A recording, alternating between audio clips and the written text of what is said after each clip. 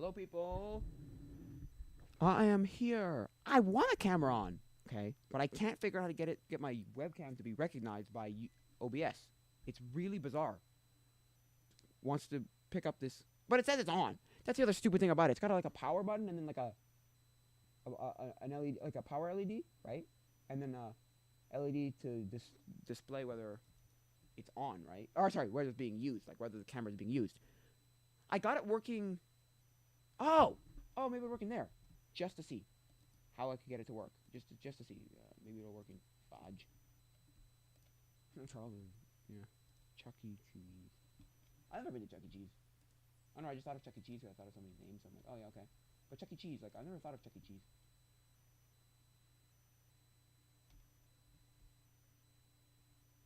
Right? I don't know. Something about. I've always wanted to go to Chuck E. Cheese. I've never been. It's just a weird Quebec thing too, where like you live in Quebec and you'll hear about all these cool things you can do in the rest of North America, and even the rest of Canada. Not even just like the U.S. things where I've never been to a I don't know, pick a thing that's very U.S. Chick-fil-A, right? Let's say we'll use that as an example. I've just I've never actually been to Chuck E. Cheese. Like Chuck E. Cheese is one of those ones. And then apparently it's like, well, do you even have Chuck E. Cheese up here? It's like, yeah, we do. But over in like, where'd it go? Huh? No. There. For the video I want. No, video. No, video. But that's not even. Test video. No, it doesn't work. It's not. What the? Oh, it's because it's not on. But that's not picking it up now. I don't get it. If you know how to work it, please let me know. Because, oh my god. Stop recording, sorry. Don't want that. I click wrong button. I want this over here with webcam. No? Okay, fine.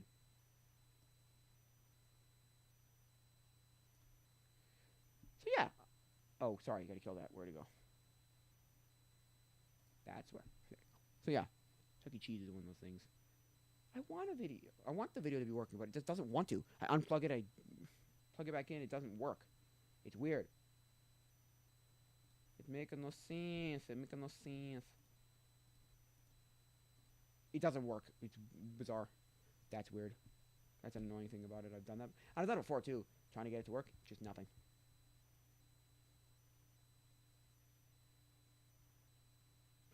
Anyway, what was I saying? Yeah. So, I've never been to Chuck E. Cheese. No, it's weird. Never been to Chuck E. Cheese.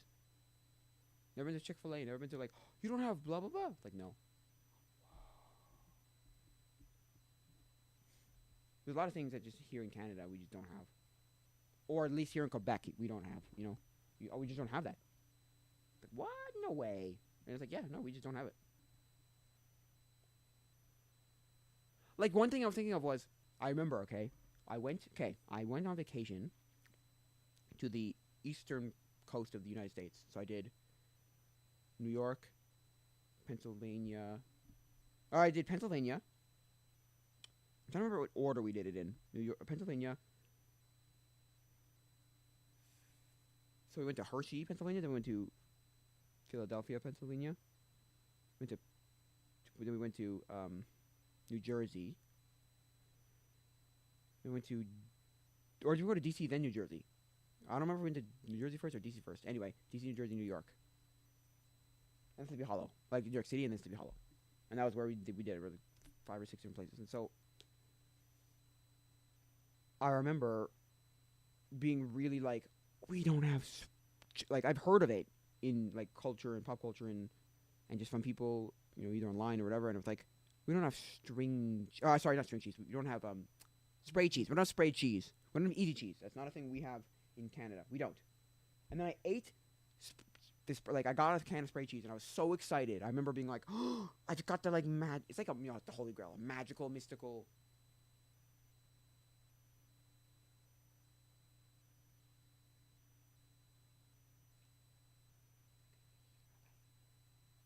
Right? Thing. And then just being like,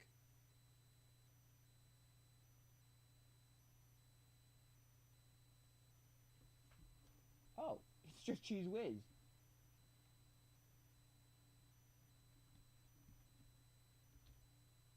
It's just Cheese Whiz in a can. It's just spray Cheese Whiz. And he's like, my mother's like, yeah, what did you expect? It's fake American cheese. What do you expect? I'm like, oh. And my brother said the same thing, I think. He said, what did you expect it to be? You know, fake American spray cheese. What did you expect? Not that it was bad. It was just nothing special. Because I was like, oh, it's not special? It's like, no, of course it's not special. Why would it be special? Okay, what was that thing called? Okay.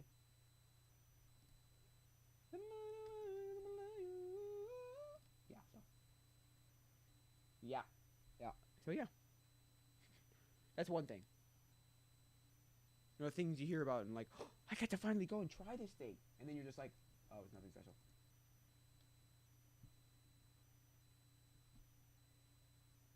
Yeah. Speech chat. There you go. I don't think I need any more. So I can go to connect. I have to connect every time. That's annoying. You can't keep me logged in. That's fine. That's fine. I don't need it to. Stitch. Click on move. Daniel, join the chat. Hey, Daniel. Whoa, where's the thing where it can get me to...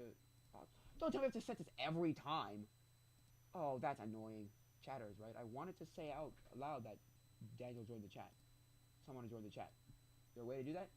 Yeah, I know that I should probably be doing something fun, but I have nothing to do. If you have any suggestions, let me know, because, like... Oh, now that I have a 3D printer, I could probably, like, do some stuff outside. Oh, I could probably make like, a stream of me printing something or figuring out how to make something or something. I don't know. Or finding stuff or, like, looking at... I don't know. I'm trying to think of something interesting for people to watch, you know? Where's the settings here? How did I do this? How did I do this? I wanted to read out stuff. I think it's only going to read out because I told it not to read out. I've excluded certain people, so I said Streamlabs elements. Stream elements don't read out my own messages, right? That's annoying. Oh, here we go. Control panel. Haha. User groups, whitelist, chat. You don't understand what some of these things mean. Character limit on speech. Nope. Available keywords. Username said message. Yes. Okay, good. But it doesn't state that he's in chat, right? Display whisper message. What's a whisper message? Oh, the guy was... anyway. I don't remember what it was, though.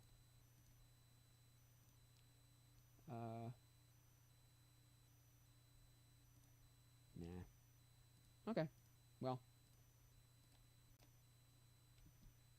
No, I guess not. Oh, well. Okay. If you say something, I'm sure it'll say something.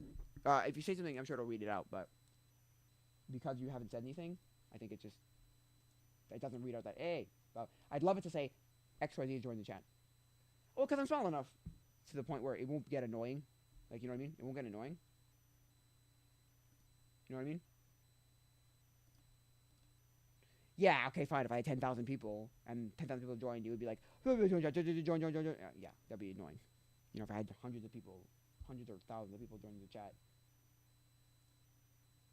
Yeah, it would be annoying, but I wish it was, yeah, around. So, yeah, like, so for me, it's like, yeah, I don't know. I've always wanted. You made dinner nice. Yummy, yummy. Yummy, yummy, yummy. Food is good. Food is always good. We need food to live our lives, to nourish our lives, to keep us alive. Yep. Well, that's the thing, right? Oh yeah, you interacted with my post that I posted on my Discord of like movies to watch. I have a few that I could watch, that we could watch on my Discord. I'm thinking in October, like we'll watch, or maybe we won't watch like every day, but you know, I'll find a time that's good for people, and we'll just like watch some. Hey, I got 3 likes. I have 3 likes on YouTube. My YouTube stream has 3 likes. Huh. That's interesting. But yeah,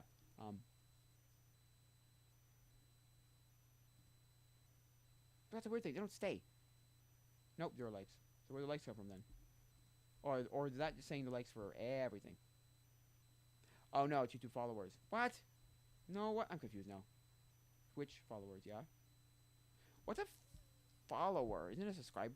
I'm confused now. I thought those were likes. Nope. Because it's a heart, so I'm thinking of likes. No. Okay.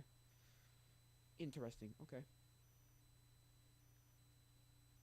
So yeah, I don't know. Yeah, I got some ideas on what we could watch. As in, I got a few movies like I've got lined up, but other than that, I don't know. The other problem is, where do you watch half of this stuff? Let's say you want to do it all legally, right? Like 100% above board, like legally. Where do you find these movies to watch? I would probably have to go find some DVD on or VHS on eBay to find it, right? And I have to pay somebody probably a stupid amount of money, and it's about. I don't blame people for saying piracy is so much easier. Like, I don't blame them. When your experience, okay, Louis Rossman talks about how, like, I have no problem pirating when the legitimate way is worse than the pirate. Like, okay.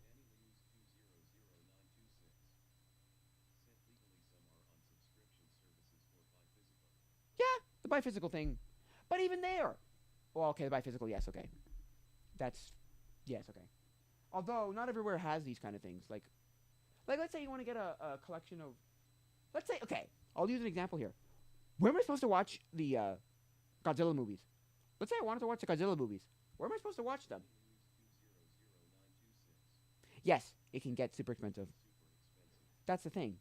And I don't blame people for saying, like, I don't have, you know, because that's the thing. People used to talk about how, we're going to get rid of cable and do subscription services. And it'll save us so much money. It'll be great. It's so much easier. I don't need to cut the cable cord. You know, we're paying stupid amounts of money for things we don't need with cable.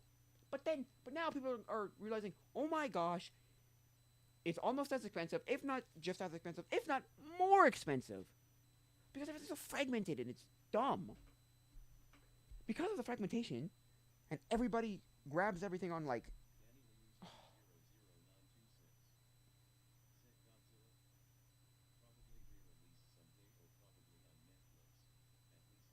yeah, the new ones, yes.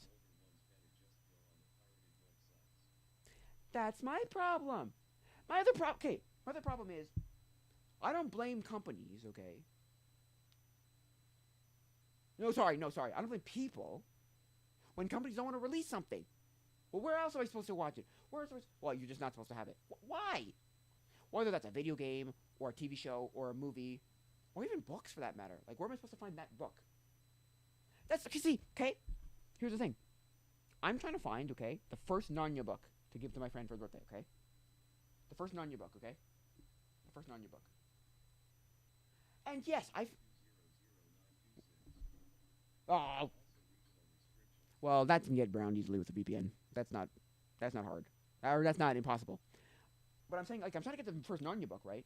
And I want and I have every other Narnia book but the first one, because the bookstore I bought it from said, yeah, that's the one people walk into the store and buy. If they're looking for Narnia, they're buying the first one, and then that's it, because they don't care about the rest of the books. Because they're not into the series, they just want the first Narnia, because they know of Narnia. That's the thing they know, right? The first Narnia, right? And so I'm like, oh, that's annoying. And I found other Narnia books, but they're not the exact same series. Like, same set. And so I'm like, oh, that's annoying.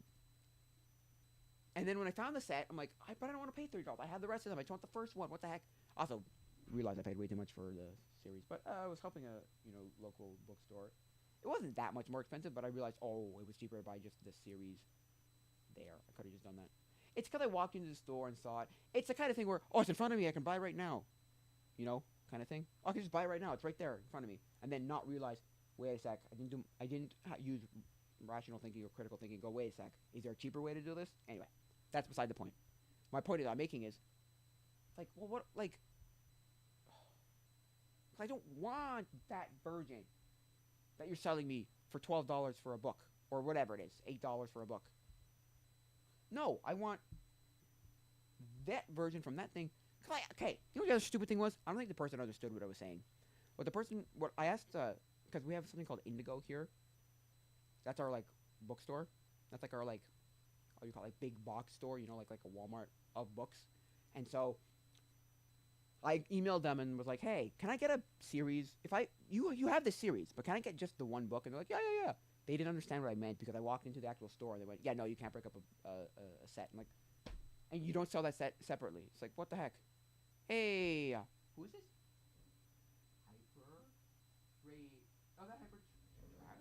Hyper Travin?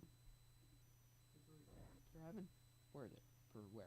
Oh, Twitch. Okay, so I've got open Twitch.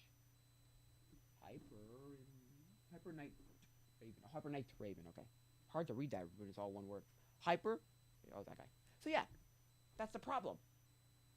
That's why I don't blame people for pirating. I blame it's a price, but it's not all right. I'm not saying right per se that it's. I'm not justifying every version of piracy, but I always thought that okay, if you're not making money on the game anymore, and you're not releasing it somewhere, so it's not a game like I don't know, let's say Fortnite, and you found a way. I'm just using that example, Fortnite, and if you found a way to like circumvent the way they found the way to circumvent thing. Okay, yeah, that's wrong.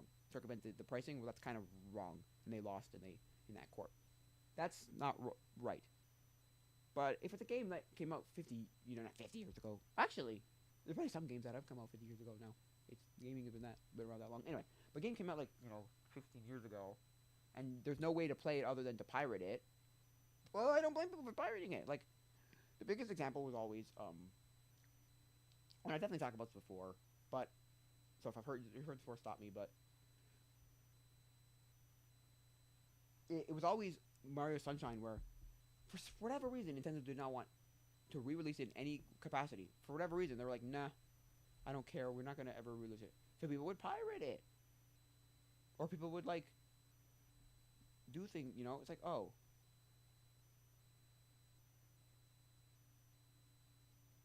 So yeah, that was one. Like they never wanted to re-release it for whatever reason. They're just like, no, no, not at all.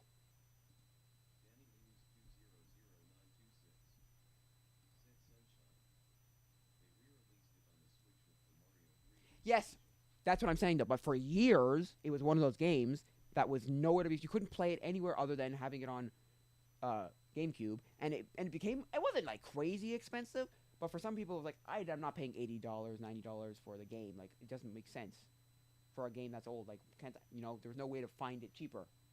That was one example. There's other examples where it's like, where am I supposed to watch that TV show? What if I just want to watch that movie? What if I want like you've never re-released it? You've never. It's it drives people nuts. For the longest time, okay, there was no good way to watch the '66 Batman. Now, not that that's like a great show, right? Like it's some masterpiece that we all need to keep resurrect, like keep it around, keep it alive, keep showing our kids. No, it's not amazing. It's good. I think it's fine, but a lot of people like don't hate the campy, cheesy weirdness of it. Fine, I like it a lot. But my point is, so people would have to make. My point is that people had to make a whole bunch of like illegal rips from whatever. I don't even know how they did it per se, but I know it wasn't above board for a long time. It was all pirated and fake, and I think they did that with is it Muppet Babies or was it Tiny Toons? One of those two things for the longest time was never released. So they had like these weird pirated copies that were like circulating because like there was no legal way to watch them. There was no legal way to watch them. There was just none. And then eventually they came out with, at least for Batman, 66 Batman, they came out with a box set. Not that it's cheap, but at least it exists. It's like $200 or something like that. It's very expensive. It's like close to $200, something maybe $200 for like the Blu-ray set of all the seasons. But again, that comes with a set of cards. I think, does it come with pins? I know it comes with cards and cards, like playing cards, and a little like 66 Batman. I think it's die-cast metal. So there's at least a reason why that's expensive. It's not whatever, but like the things that are expensive just to be expensive too drive me nuts too. You start learning, right? I started learning with like with my 3D printer.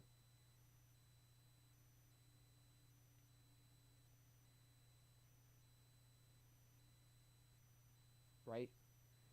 And, okay, even before that, when I was going to the directly to the people of what do you call it? The Chinese factories from like Alibaba and AliExpress, like AliExpress, right? I was realizing, wow, because when I was selling it for more, I was like, it just feels wrong. It feels wrong, but like, no, that's capitalism. Capitalism is you buy it wholesale for this price, sell it, resell it to someone after that for, more, make a profit. It's like, wow, make it a profit. Like, it's kind of incredible, in my opinion, how that, like, it feels like it's wrong, but no, that's how the system works. And that's kind of a little bit where they hate, don't they think capitalism is like wrong, or capitalism is like wrong. It's like, no, but not to get political here, because I don't want to get political, but I'm just going to say quickly that my stance is it's the only thing that works. Socialism never worked. Communism never worked. It killed way more people than capitalism. It never thrived, basically. Nobody thrived throughout communism or socialism. I'm going to end it there. We're not getting into politics. I'm not going here. It's not happening. Sorry. No. No. And I'm not going to go there. But yeah. So, yeah, things to be expensive. I realize, I'm like, wow. Right? It's very...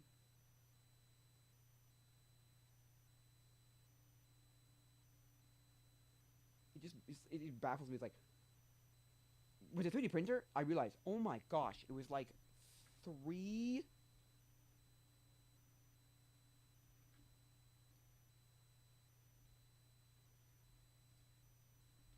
It was like cents in comparison to dollars. And okay, of course, people, you're paying someone for their time to make said, like, if you're buying a 3D model, right, or a 3D sketch. I don't know if you call it 3D sketch. I guess, yeah, you call it 3D sketch. I don't know.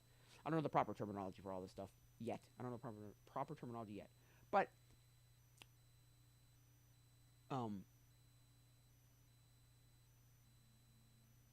but yeah, they take their time to make it. So yeah, you have to like pay them for that. But like the material itself, forget it. This thing that's $5, you can get for like cents. It's incredible, the markup in some things. It's insane. Like, oh, for years, Apple's was the biggest. Like, an iPhone cost, Now people used to make the jokes of like $12 and they sell it for like 400, 500. It's like, okay, it's not that incredible, but it is like, it cost them like $200 or $300 to make one, and they sell it for like 1,000. It's like or 800. It's like, it's incredible. You're like, what? That's like X amount of markup. Like, yeah. But the other problem is, you're just as much to blame though. You buy it at that price. You buy it at this ridiculous markup. If you stopped buying it, they'd realize, oh, maybe you can't afford, like, oh. I was watching some videos this morning. It was things like, because like, it was Linus Sebastian, okay, talking about how he was on Short Circuit and he was talking about like folding phones, and he was like, I still don't recommend folding phones to most people because the price is like the biggest factor. Like, and then I thought to myself, well, usability is also a factor, because like, is there a practical use for them yet, or is it just a cool gimmick? I'm sorry. And the folding phones, the flipping phones, forget it. I think those are useless. I'm sorry. I'm gonna say that right now. What's the benefit? Why does it? Oh, it's so cool. Look, I can close my phone like a flip. Why? What does that add? What does that give you? Functionality-wise, what does that give you? No offense, nothing. I'm sorry. I'm gonna say this right now. It doesn't add anything that you couldn't do with a phone that didn't fold. Oh, it makes it a smaller footprint. But you're folding it out to use it practically anyway. Like, what's the... At least the folding phones... The flipping phones, I think, stupid. But at least the folding phones, you can have, like, an argument of... It's like... Now they're coming out where, like, it basically feels like you have a regular phone in front, and then it becomes bigger when you... unfold it, right? Oh, you basically get, like, a tablet and a phone all in one. Sure. But if your aspect ratio is not right... Because he was saying, too, in one of the videos... Because I think he was reviewed the Pixel Fold 9, which is another one of the stupidest naming schemes. It's like, why would you call it 9? It sounds like you're saying that's the 9th Pixel Fold, but no, I believe it's either second or third. I hate when they change their naming schemes for stuff. It drives me bonkers when they change the naming schemes for something. when it was working. Like, well, okay, like, why are you now calling it 9? You're getting people confused if they don't understand. Because I know what they're saying. That it's in the Google Pixel 9 family, and it's a fold, Google Pixel Fold 9. But if you don't know that, you're thinking, oh, that's the 9th Google Pixel phone, and so you're thinking, okay, by now they should be good. So no, oh, it's dumb because he was reviewing the. I know in the Fold he made comments about how like there's a lot of little AI UI problems that like Google has to like work out to like make things work properly, right? And he was making the point. He's also saying like aspect ratio doesn't work. If the aspect ratio is just square, you're not getting more than you are with your regular phone. Like, what's the point? Your screen real estate is just basically the same because it's cropping it down because it's not. Because software-wise, nobody's utilized it yet.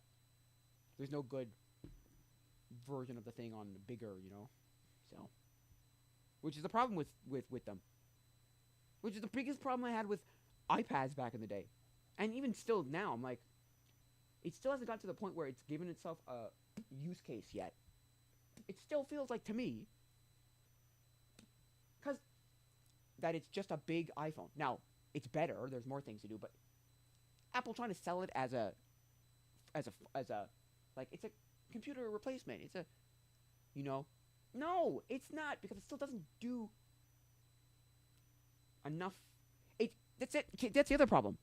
It's not different enough to say, oh, there's a reason to buy it because it's different enough. There's a reason to buy it, right?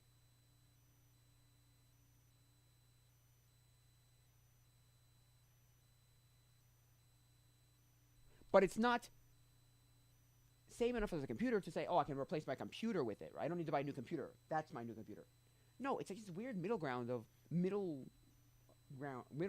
point where it's like, it's not quite a computer, but it's different to the iPhone, so it's not just a big iPhone, but like, it's like you can't say either of those things anymore. You can't just be like, oh, I don't need to buy an iPhone. Like, I knew people who didn't have phones, okay, but had an iPad, like an iPad or an iPad mini, where it's like, oh, cool, because, and I would think to myself, yeah, that makes sense, no, because it was just a big phone. They're like, okay, I don't need it, and then they'd have cellular service on it, and they would just, voice chat with people. They would like, that's how they would call people. They would pay for like that cellular service with it, and you would have FaceTime. That's the word. The FaceTime. So like, not to say that it was useful. I still thought it was useless because like, why didn't you just get a phone? But those people didn't want phones. So like, okay, good, fair enough.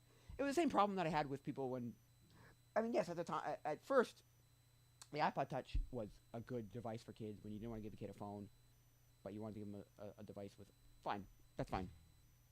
The problem was when I still heard people like, in the iPhone 5 and 6 era, and 7 era, was like, you bought a iPod Touch? Why? It's not a phone. You need internet to do anything. You can't just call or text. But I guess that also shows how much our device, this device right here, is not a phone anymore. That's the last thing we think about when we get a phone. That's the last thing. The actual phone. I think it was Marquez, or it was on the Waveform podcast. I think all three of them agreed on the Waveform podcast. Marquez, Andrew, and David were like, yeah, that's the last thing you think about when you get a phone. We should call them PDAs now. We should go back to calling them PDAs because that's what they are now. Personal digital assistants. That happened to... Because think about it, right? What are they looking for in a new phone? Usually, like, most people, majority of people, camera. How's my camera? Is my camera good? Oh, the camera's crap. Oh, or the camera's subpar. Oh, okay, well, I can't get it then. Or price. Some people look at it at price, which is fair. That's a valid reason to buy a phone. Or not to buy a phone, because it's too expensive. But a lot of people are like, oh, I'll be willing to pay that price if the camera is amazing. Like, DankPods made a video about, he got the iPhone 16, right? He got the iPhone 16, but he like was saying, but you don't need it. You or me, or like, you don't need this phone anymore. We've gotten to the point where the upgrades are so minimal, or they're big, like they're good enough, they're better, but that can do 90% of it. There's not enough of them, or because he's saying like I got it because it's a good camera. It's a better camera, and there's better features for the camera. I didn't get it because it was gonna be a better phone for me, or better like daily thing. Like he said he was fine with the SE2, and I went, or was it 2 or 3, whatever the newest iPhone SE was. I had an SE, the original SE. I love that phone. It was iPhone 5 build like chassis with with iPhone 6.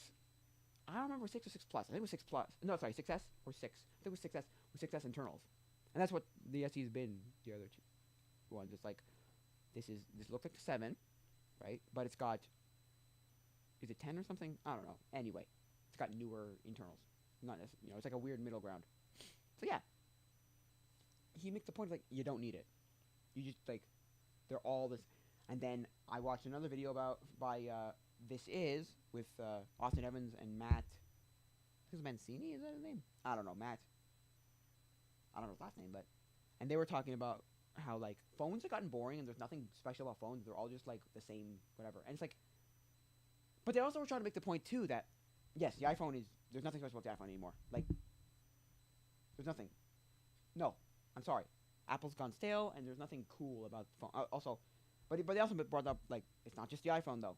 If you want to get like a Samsung Galaxy whatever, or you want to get a Pixel, they're very generic and basic and boring, right? But they were also trying to say, but if you go and look, there are cool phones out in the rest of the world. That's the thing. There are other cool phones in the rest of the world. You can find a cool phone, and they're making the point too of like the headphone jack, as how the headphone jack is something that, like, let's be honest here, okay? They needed to kill the headphone jack to improve things forward. Like, you would never get good wireless headphones without killing that headphone jack.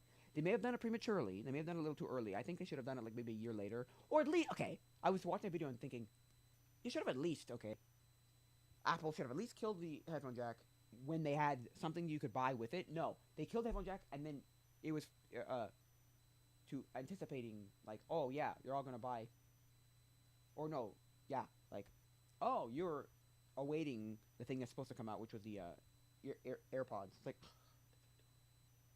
but even Apple realized at first, they were like, okay, it's a little premature. So for the 7 and 8, I think, generations, they gave you an adapter for headphones, the headphone adapter into the Lightning. And the other thing that they made the point too in the video was, you can get USB-C headphones. If you want wired headphones, you can have them. The problem people, oh, and every company and their mother, okay, created,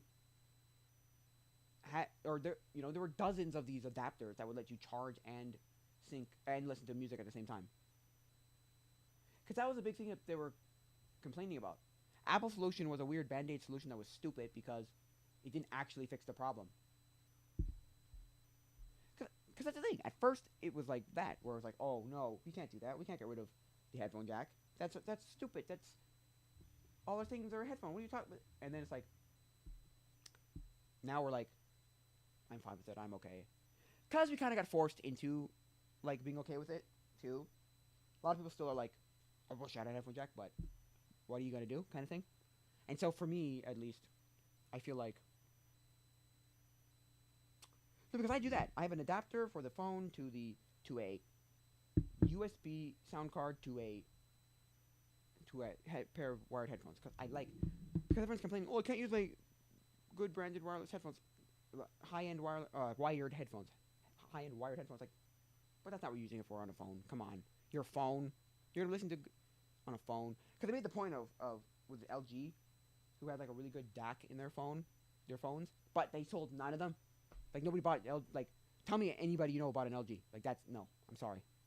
They try these like interesting, innovative things, and then just nah. At least not in North America. North America wants either a Samsung, a Google Pixel, a Samsung Galaxy or Note. Well, I don't know if they make Notes anymore, do they? I don't know. Anyway, A Samsung, a Google Pixel, or an iPhone. That's it. It's something stupid like 50, like it's either like 40 something percent or 50% or even more. I don't know, but it's close to like 50% of all phones in North America are iPhones. Everybody uses it. It's so boring, dumb, terrible, awful in the sense that it's so boring. Phones have gotten so boring. It's just a rectangle. Pick your rectangle. What do you need it to do? Done. There's nothing special about it anymore. Oh, that's got that cool feature that I could maybe use for no. Dead no. I got a Pixel because I always heard that Pixels were very good. I got a Pixel 6 because I heard that Pixels were very good at photos. They were always touted as really great photo cameras. Video, forget it, they're awful. And at least what I've heard is what I've heard. Now I've used them with video. They're not that bad. But yeah, it's not great for video. It's not something you're going to replace your, DSLR with. But some people think, oh, we can replace our iPhone, or replace our DSLR with an iPhone. I'm like, okay, I don't know if you can do that. Although there are movies being made on iPhone. It's actually a thing. Like, they're making major motion picture movies, like, full-on, like, AAA, that's for video games, but, Hollywood-level movies with an iPhone. Like, yeah, that is impressive, but it's still not, DSLR or cinema camera. Like, you're not going to replace your DSLR, mirrorless, or cinema camera with an iPhone. Although that's not, people don't care. People, and he made the point, okay, in his video, okay, DankPods made a point in his video where he's like, and hey, for all you people saying, get a real camera, get a real camera, get a bit of, he pulls out his real camera, his real, like, I think it was a mirrorless, one of the Sony cameras. I don't remember when. It was A7 or A7 S3 or Mark D, whatever Sony does. He's like, I have one, and the cumbersome use of like having to have two hands and having to do this and that and the other thing, it doesn't feel like it's easy to use. Basically, point and shoot cameras. Somebody else made a point once to me. I was in a like a channel on Reddit. You can have these like threads, I think they're called, or channels, whatever they're called. What are they called? Chats. In chats, there's like channels where you can have a bunch of people. And somebody had like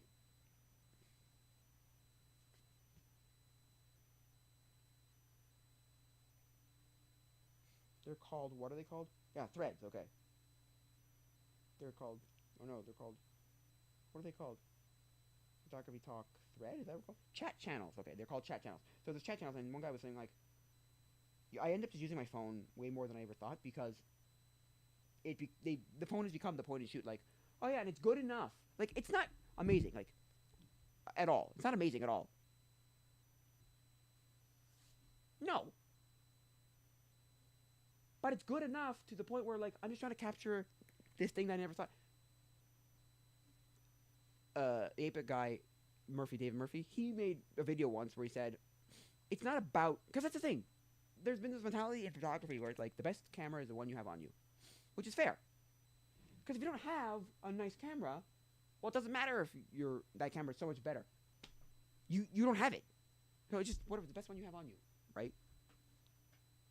And then I had a friend who did, because she basically made like promotional videos for each week at a summer camp. And she came back one summer, because she did it 2 summers in a row. And the first summer she did it, she was like, I'm never using my phone again. I have such a better camera. It's like, yeah, but that's a problem. You're you, and you want to take the time to learn how to use a camera like that and get really good results out of your camera because you're like the kind of person who wants to fiddle and like learn all the little things. So many people just want to take a picture. They don't care, oh, which lens do I need and how do I like take. That's why people pay photographers. That's why photographers get paid a lot of money because they get to learn all the good stuff that you don't want to learn. Yeah, you and me can go and take, I don't know, a month or take a year and like learn how to use a camera and then be adequate at that. But we don't care. Most normal people don't care. That's the thing. Which is why I kind of wonder, point and shoot cameras that are really good just don't exist anymore. I had a good point and shoot camera. I had a Kodak, like It was like Kodak's equivalent to the PowerShot stuff that Canon had, and it was actually really good. Like it still to this day produces decent photos. Now they're not great. You put them against like really high end stuff. Yeah, they're no they're. The other problem is sharing photos is weird. There was a time when people had what were called what else are they called? Like digital picture frames. I bought one recently because I was like, these are actually useful. You can place them in your whatever living room or your basement or your basement. I mean, you could, I guess, but your living room or your like kitchen or your like whatever your house, and when people come over, it's like, oh yeah, here are the photos I have from whatever, showing people because that's the thing. You originally would put them in a photo album, and you pull out your photo album and be like, hey, let's look at all our photos, right? Right? But then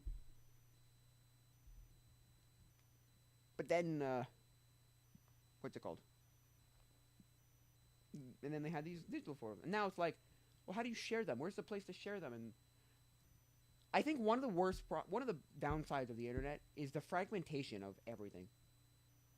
What's the best way to show photos? And it used to be Flickr, but Flickr's not a social media to be finding your friends and following people. It's like it's not. You send someone, and because it's not really a big thing anymore, people don't really use it. It's not like big anymore, so it's not a. I don't know how to explain it, but photos. Let's just take photos as an example. Like, where are you supposed to how are you supposed to do them? And the worst is, okay, I like 360, right? But 360 is so hard to show somebody. Unless they have a headset, and you can send a photo into the headset, you don't get the full experience. Like, but even go one step further, where it's like just a phone. It's like, how do you share someone a? Because if you share a 360 photo the way you would share a regular photo, you text it to someone or you send it to someone through Instagram or Facebook well, Facebook has actually allows 360 photos. You you can actually all the features of a 360 photo. You can actually use a 360 photo, right? But I'm saying like Snapchat or Instagram or texting them the photo, right? It's just a flat what's called an equi-rectangular photo where it's just really long. It just looks like a panorama basically. And I'm like, oh. I think Ben Claremont made a video of how to share, and he did. That's where I found. I think that's where I found Panora. I think Panora is like the greatest thing for 360 photos. Oh my gosh, it's amazing. But I'm saying 360 photos as I'm using an example of things where it's like it's so hard to like show people this because that's the other problem. At least with physical photos, right? You had to go get your physical photo developed, and you got a physical photo back that you could show someone in a photo album in a thing. You probably have 10,000 photos of that you're never going to show anybody. They're never going to exist outside of your little whatever. How do you share them with people? Do you go and get them printed? Like, what do you? I don't know. Is that the answer? You go and get them all printed, or the other thing is you probably have 10,000. You probably have like dozens or hundreds of photos of just accidental screenshots, picture of your pocket, blah blah blah, like taking up space in your phone that you don't even realize. Okay, let's go back to phones for a sec. iPhone, okay? The other thing that I thought of was, I remember in the iPhone, iOS 10, or was it 11? I think it was 11 actually. Took photos and made them like smaller sized. Don't take up as much file space. I was like, great, that's cool. I get my storage back. I get more space. Because they figured a way to like compress them, or I don't know what they did. They used their special magic that I don't understand. No, no, Daniel, you here? Get rid of this guy. I don't want him. I don't want to buy. Get rid of this guy. Get rid of him. Daniel, you here? I said you have to be watching for these kind of people. If you're going to be here and you're a moderator, get rid of these people. If you're still here, ban him. Get him out. I don't want him. Kick him out. Do your job. Do your duty. Do your magic, whatever. But what I'm saying is, what was I just talking about? Oh yeah. Yeah. So smaller photos. But now, okay, they've got ProRes video.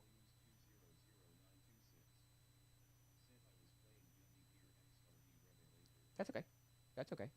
Just now that you're here, get rid of this guy, please. I don't want cheap viewers. I don't want to buy viewers.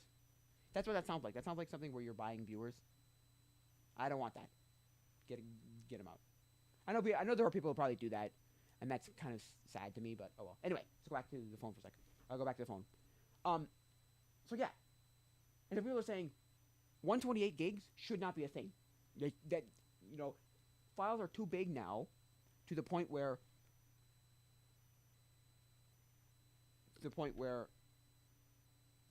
128 it gets you nowhere. It almost gets you nowhere. Good, you got rid of it. Nice, thank you. What were they gonna say? Yeah. Right? It gets you nowhere. You take like a few videos and you've taken up all the storage. You download like a couple of apps and your storage is almost full. It's incredible. I have a 128 gig. Well, I mean, I had a 32 gig one, 32 gig Samsung Galaxy S7. It was the worst. I would have the problem, okay, of the text messages not coming through because I had no more space to have the text messages on my phone. I remember I was like, this is the worst. Now I have enough space, but I still have problems where it says, oh, your storage is full or almost full. It's like, really? Wow, that's so annoying. But like, what are you going to do? Everything's taking up so much. It is. It's taking up so much. Not space. Yeah, space. Like, oh. You don't realize how little space that is until. Hey, Hyper Raven. Hyper Night Raven. How you doing? How you doing? I'm doing pretty well. Yeah. So, because 128 is turning into the 16 gigs that we used to have. I remember I had 16 gigs on my iPhone 3. Okay. And it was not enough space for anything. Because I wanted apps. I wanted music, maybe even TV shows. Or something like that, like... And it just... There would be no room. I had nothing. That shouldn't exist.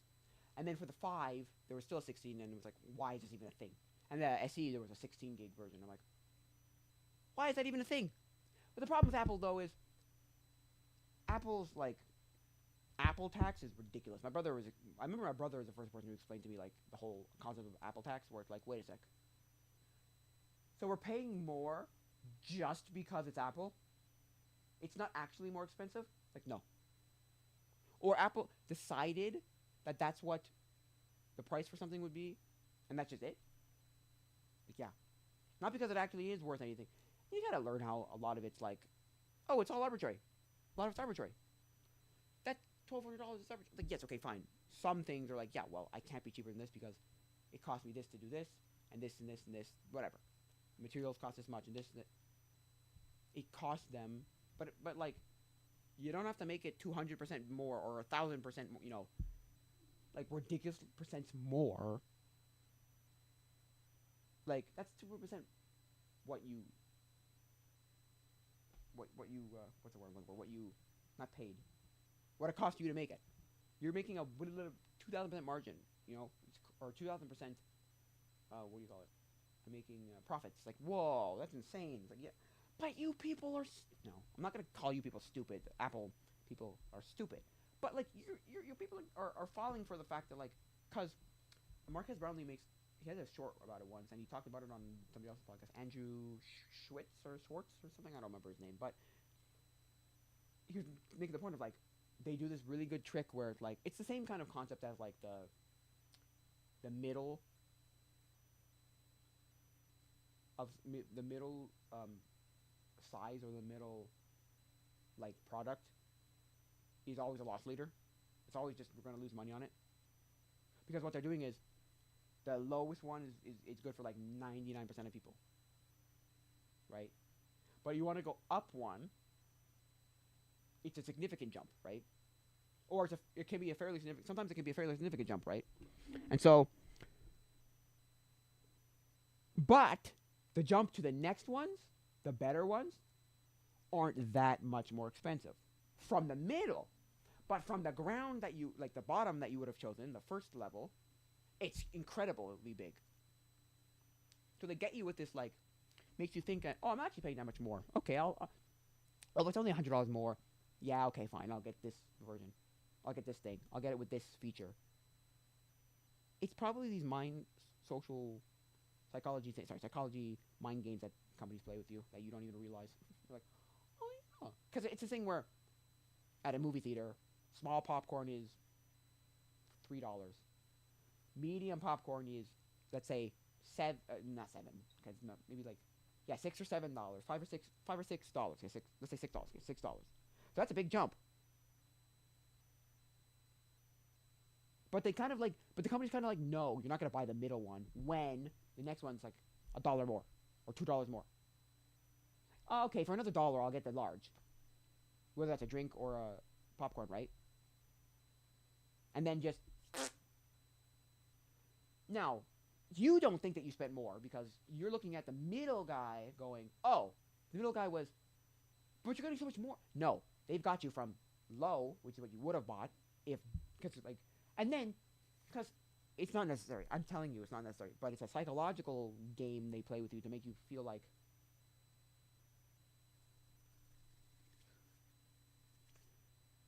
to make you think you didn't actually pay more. But in reality, you went from $3 to like 10. You're like, whoa, or like 7, or like 8. You know, like, whoa, what? But you don't realize that because you're thinking of it like, oh, it's only $1 more from medium, right? And don't get me wrong, I'm sure some people buy medium of something or like the middle of something. You know, they can't make it 100% loss leader. It's the same problem as like we've gotten to the point where video game consoles can't be selling them at a loss. It's the whole thing of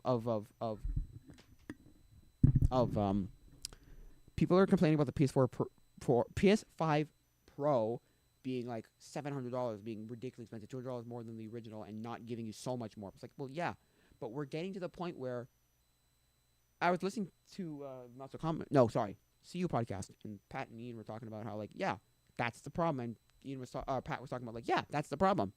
We've gotten to the point. Also, Ian was talking about how like, gone are the days when there was a reason to buy a console. A lot of consoles because it's so easy. No, your computer. Because you realize also that everything's on a computer. That you just buy a laptop that does like 90% as well as the other one. You do have to like sit around and tweak things and look at things and figure out whether like, you know, mess around with some settings sometimes. But it's getting so much easier that one day we'll get to the point where you just, you know, click a game and bam, it's running. Well, maybe not that easy. But like, very little messing around with it anymore. Because that's the thing, right? We don't have a thing on a computer that's like perfectly the same as like a PC. As the same as a console. Because the benefit of console used to always be is like, oh, put your cartridge in, click play, and there you go. You don't have to mess around with any settings.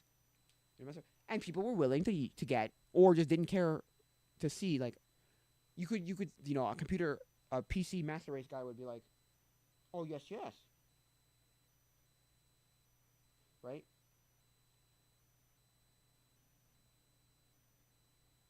Right? Oh, yes.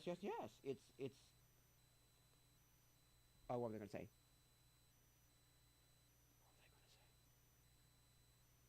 Oh, fudge. I completely forgot what I was talking about. Oh, no. I did something else here. Oh, yeah. Yeah, like, oh, yeah, it's so much better. Look at how much graphically better it is and how faster it is and how, like, smoother it is and with more. Nobody cares. If I have to mess around with things for 30 minutes to play a game, it's ridiculous. Some people like doing that, right? Some people like messing around and tweaking with their little settings and, you know, trying to overclock and trying to do this and trying to get better performance. But most people just, no, they want to sit down and play their game. And computers are getting so much closer to that. And I think it was LTT when they were doing their review of the PS4 Pro. They were like, they just made the point, like, and guess what? Your computer can do other things than just be a game console. You can find a computer. Oh, I know what it was. It was when they were doing a review of, like, here's a really cheap computer. He said, that's too cheap. right? In the cheap level. I think it was like $150 or $200, something like that.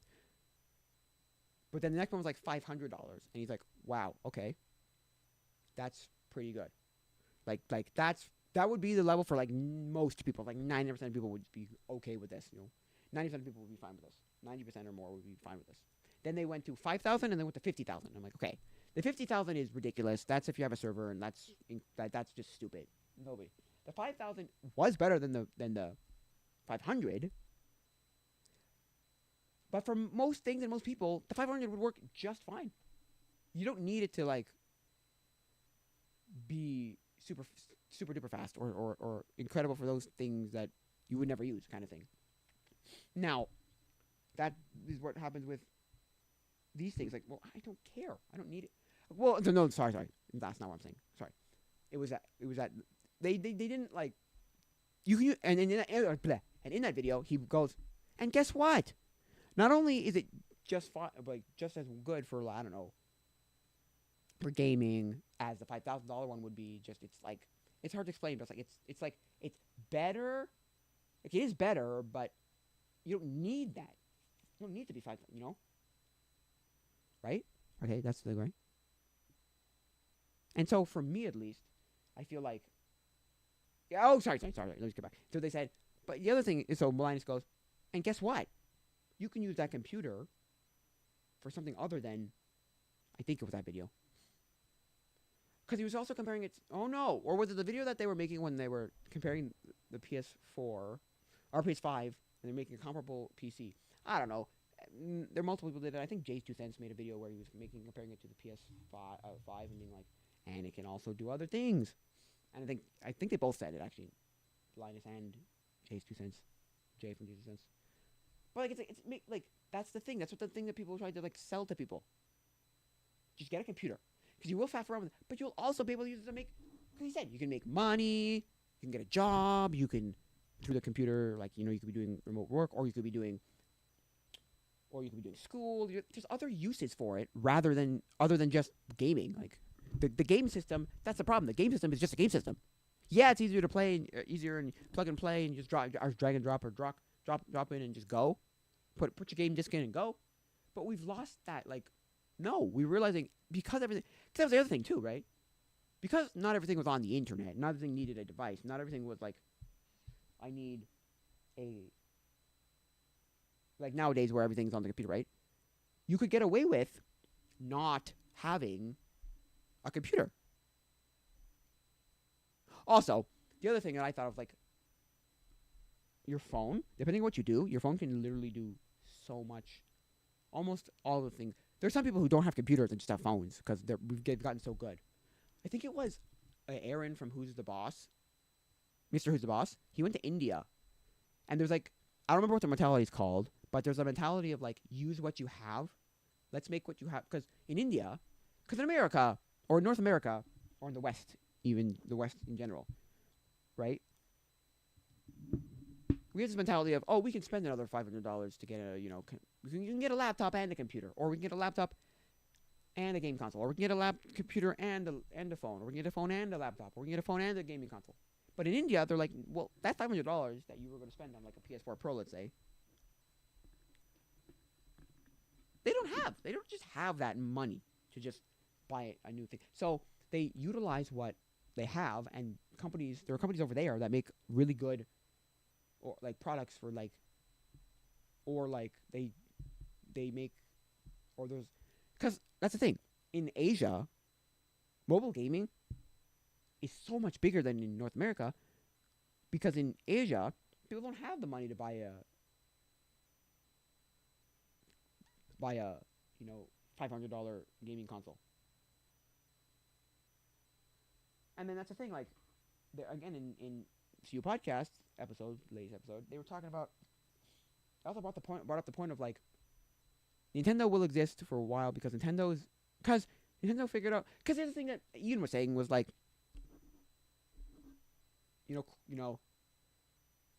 there's no reason to buy that anymore. There's no that game that sells it. There's no thing. You're not going to find Kratos to sell, God of War. You're not going to be remembering Kratos as like a cultural icon, like Mickey Mouse and pop culture icon or you know you know cultural icon and pop culture icon like Mickey Mouse and Mario and Zelda and Pokemon. Like that's everywhere and everyone knows those. You know, you're not gonna find a theme park based around Kronos or any of the. Because think about it, right? Could you tell me anybody like a single? Could you tell me a single like what is a mascot from like Nintendo? No, sorry, from Sony or Microsoft, from the PlayStation or the Xbox. I can't. But it's not really the mascot though. They've tried mascots a lot. It's for some reason Nintendo's the only company that could figure out how to like sell themselves off as like, or not sell themselves off, but sell like the mascot to people. Like sell that idea, like oh Mario's like our mascot, and we've got all these really good first party games that people actually want to play. The other thing is, I was thinking about this morning. I was like, I took Elder Scrolls for example, right? Elder Scrolls is on, I think it's on PS4, PS5.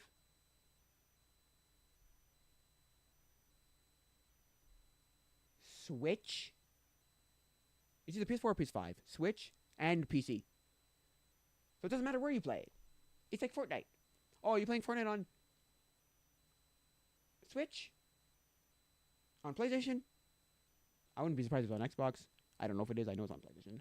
Or on PC. Like, gone are the days when, like, the exclusives. It's gone. It's just, you happen to have a PlayStation, so we have to put on all the systems. Now, yes, I know that there were some, shovelware games that did that. I remember the commercials where it was literally every system ever in that generation that just had it. From, they had, it was on the GameCube, the Wii, the GameCube, the Wii, the PS2, the PS3, the Game Boy Advance, the DS, and these are all just different versions. But they were mostly the low quality. I'm not saying they're terrible, bad shovelware type of things, but usually the branded stuff, the licensed stuff, like Pixar games, they were all kind of garbage. No offense, but I learned from someone who used to work at THX that THQ. Yeah, I think it's THQ. Now THX is the sound guys. THQ, I think, right? Or whatever. Yeah. He was like, the reason why those games were weird and felt like they weren't connected to anything or had nothing to do with the games and just were bad, like you didn't like, is because we didn't actually go and we didn't get like to watch the movie beforehand. We didn't get to figure out how to make it after watching the movie. No, we just said, you're making a game now. Here you go. I mean, and I'm sure people could have gone and watched it. They weren't going to stop you from watching it, but they didn't sit people down first and say, here's the movie, right? Here's the movie.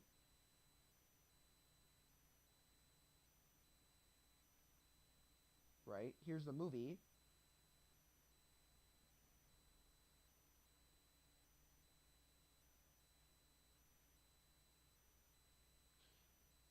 Now make a game based on it. And find a way to make it good, find a way to make, take your time. No, also, they were pumping these things out really quickly. I always say that in that generation, which was the PS2, PS3, Wii, DS, 3DS era, there was pick up franchise that was around at that time, and there was a game for it. It doesn't matter what it was. It was just a crappy shovelware game for it. Oh, the Wii was what, 1/3 of the games title, 2/3 or something? It was insane how many terrible shovelware games were on that. And licensed shovelware games. Oh my god, that's awful. Holy moly, that's and they would get a kid. Evelyn? Yo, Evelyn. Welcome. How you doing? Well, I'm just talking about shovelware and how the games kind of were terrible in that era. Why did I even come to this? What point were they making? I don't even know what I was trying to say.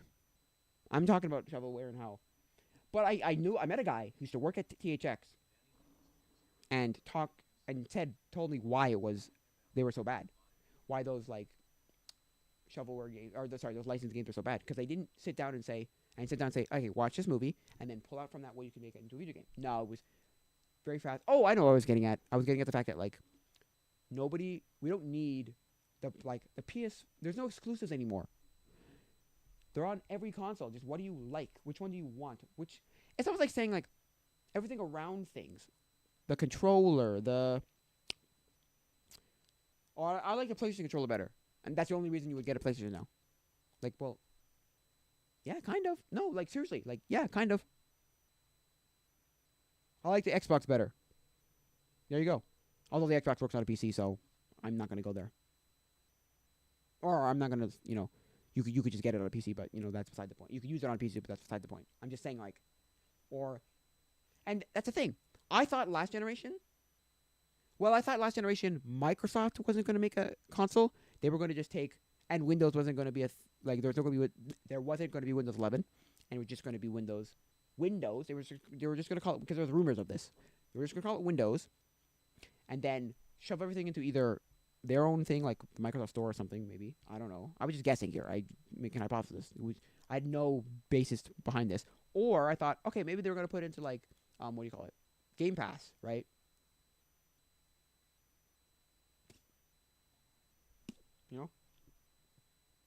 Game Pass, put it into Game Pass. And so there was no point to buying an Xbox again. But then they made an Xbox, and they made Windows 11, so I'm like, okay. That was not what I thought. But I do think that this is the last generation the previous generation was the last generation that mattered. This generation doesn't matter. I'm sorry. I'm going to say right now, at least in video games. Nice. Good to hear. So yeah. Oh my gosh. Gone are the days when a video game console mattered because, it's got exclusives, or and gone are the like, what team are you on, right? Oh, the console wars. There's no console wars anymore. It doesn't matter. So many people are getting onto a PC that it doesn't matter. Although I don't like how there's no physical games.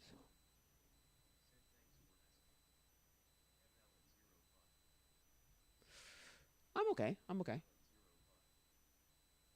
The day's going okay. I just, started streaming.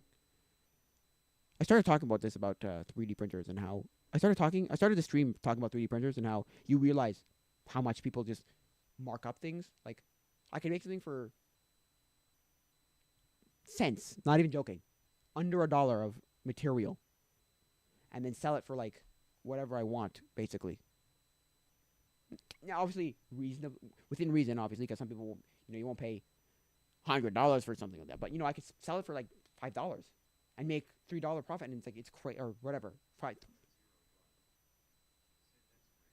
So yeah, and that's how I got onto like PCs are waste, and people are realizing. I started streaming in 2018, so that's how many years from now? 18, 19, 20, 21, 22, 23, 24. 7 years. Okay? But I really harbored down and said, okay, I'm going to like stream regularly. I think it was 2021 when I streamed, not joking, every single day except Sundays. Sometimes I didn't do it on Saturdays, but every weekday from 12 Eastern time to 12 p.m. to 2 p.m. Eastern time for, I think it was 6 months straight. Not even joking. 6 months straight. I didn't do every Saturday. I only did some Saturdays, and I never did on Sundays. Never did on Sundays. So, and that's when I really like humpered down. I was like, I'm going to stream down, and then I got into life, and I didn't. And I was like, but I realized, I'm not a really interesting person to listen to. That's why I don't think streamers will, like, you can have a really long career in streaming, because, like, if you're not interesting, people don't care about you. Because I think it was Rhett and Link who had a series on In Good Mystical Morning where it was like, it was the one that was done by Toyota, I think, or no, I don't know who sponsored it, but it was one of the series, and basically it was like backup plan. They called it the backup plan. Like, and they made the thing. They said, hey, if ever we become irrelevant, because that's the thing, we're only doing our job because someone's willing to watch us. If people just stop caring about us, we lose a job. Like, seriously, we lose a job. We do. We 100% lose a job. There's nothing. We lose a job. That's it. We're gone. It's gone. We lose a job.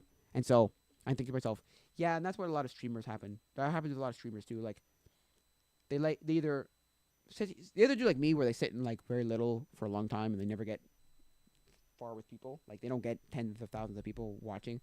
You know, I'm no I show speed or ninja. You know, I'm never gonna get, at least not without a lot of promoting myself and figuring out how to get people and being interesting.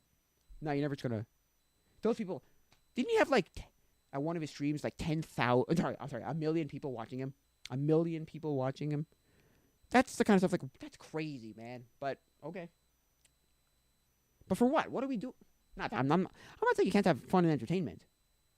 Like I saw a Instagram short that was like Instagram short that was like engineers and doctors and lawyers and mathematicians, they're all, or scientists, they're all necessary to sustain life. But we live for the poets and the singers and the actors, or I don't know if they use actors, but I added that in my own. I'm like, yeah. Because I used to think to myself, but what's the point of like sports? Or what's the point of like watching a movie? I had this really existential thing one time, like where I I thought about it, like it hit me like, what's the point of this though? How does this help anybody anywhere? It's like, that's the point. That's the thing though. Without them, your doctor or your lawyer or your engineer is going to go out of his mind because there's nothing fun to do, nothing entertaining to do, to watch, to read, to listen to. They would go out of their minds. You have to have a balance of. It's like the saying, the saying, all work and no play makes film like makes Andrew a dull boy. Dull, boring, and you'd go out of your mind. So there has to be a balance of like useful, like necessary, and fun in life. That's what I think, anyway. Yeah. You're not going to. I don't know. I don't even know what I'm going to say there. But yeah. That's what I have to say. That's how I see it. I see it like that. So, anyways, but yeah. So yeah, going back to the beer thing, we're realizing, because that's the thing. It was 2021. Wait, what would I talk about 2021? In 2021? I don't know.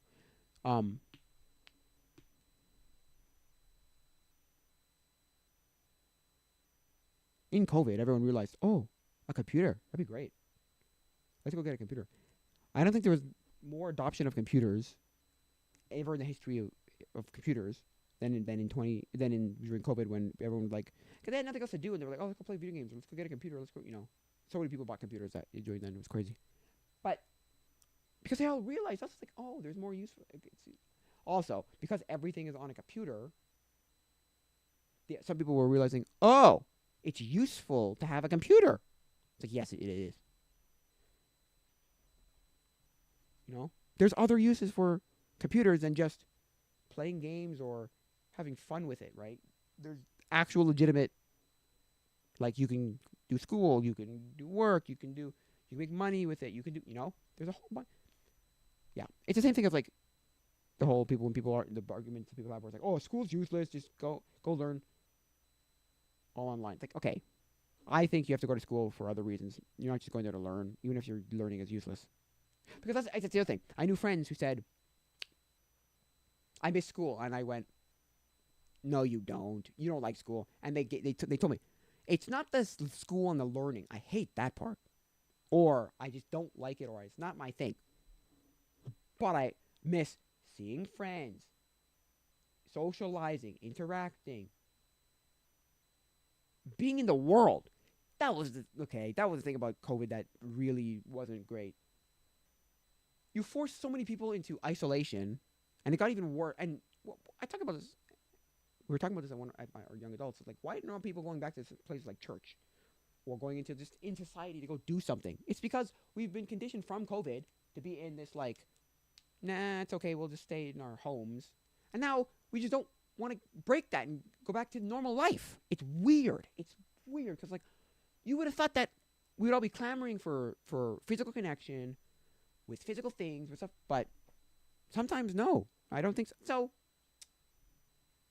I'm not saying it's good or bad per se necessarily. Like, oh, it's so awful that humans don't want to be with each other. Like, but you got to figure out why, or you got to like, what's the solution? Is there a solution to that problem? I don't know. I don't know.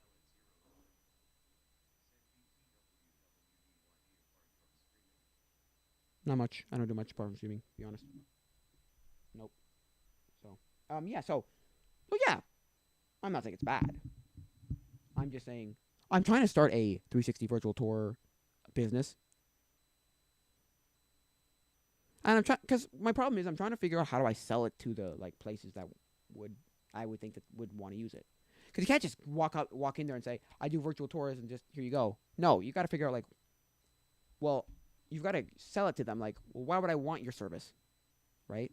Oh well, because my thing to sell it would be like, oh well, it's because you would want it because you could bring customers into seeing, oh, this is what this place looks like. Because my whole idea is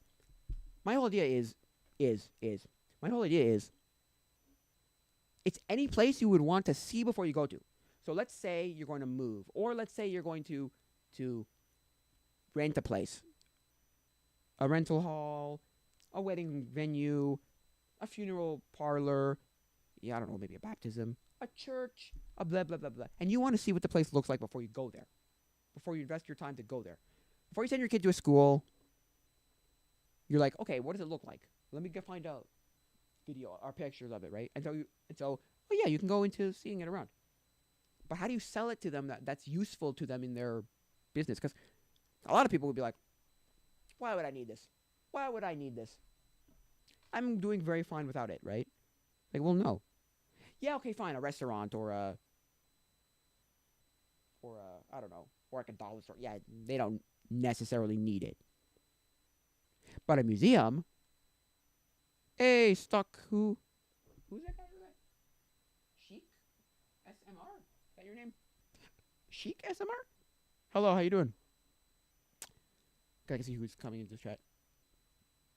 Yeah. So that's what I want to try and like develop, and I'm trying to do that. Like now, I think that's a very useful thing for people. Like I think businesses could benefit from virtual tours because virtual tours are a thing that exists. It's just that a lot of things around here don't have it, and a lot of things, I'm trying to sell it as like my brother thought like, well, first he was like, that's a great idea, but then realized, oh, but he changed his mind because he realized, well, wait a sec. If you get to see it ahead of time, why do you want to go? And I went, but that's the thing. I see that as, that's so cool. Now I want to go there. Now I want to see it. Now I want to, like, let's say it's a museum. I see it as like, hey, go to the, like, I saw the museum in person. It's so enticing. I want to go and, like, see it. Like, I want to see it firsthand. I want to see it in person. I want to tangibly be there. Oh, so cool. Right? Because, yeah, there will be those people who go, I'm satisfied with looking at it on screen and I'm done. Which is sad, but that's the reality, right? That's just the, like, reality of it, right? And so, it's, that stupid camera is driving me nuts. Why can't I have a camera working? It's because I took off my shelves to paint my wall. And now I can't put up my, if I had my, I was using my, okay, let me just finish the thing about 360 virtual tours. So yeah, that's what I think about virtual tours. I think like, no, it's great. Because I was talking to somebody I know's father about, I was at a retreat at someone's house, and I talked to her father, and he's like, yeah, the whole, like, we're craving the tangible, real world. But I think it's a good bridge to, like, oh, you see it, but now you want to go and experience it. You want to, physically, you see it on a screen, and you're like, but that doesn't do it justice, right? That's the thing, right? You can go see some wonder of the world.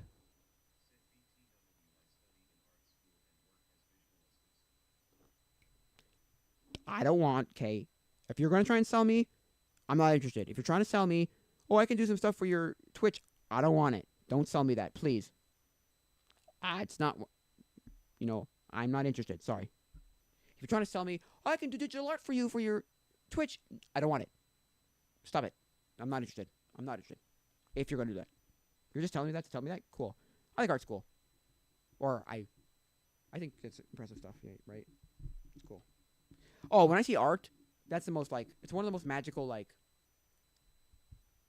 like, how did you create that? That's insane. And it's just a bunch of work. It's a bunch of, like, just take the, I don't know if it's 10,000 hours exactly, but, like, you know, the time to just, anyway. Some people have natural talent, some people don't, I think. Anyway, but yeah, so that's what I think. Ugh. That's the thing with virtual tours. Because my brother was like, but if you see it on a screen, why would you want to go to it again? You've seen it. No, that's exactly, that makes me go. I knew it! I knew it. I'm not interested. No, thank you. I'm not interested. No offense. Sorry, but I'm not interested. Daniel, you would know.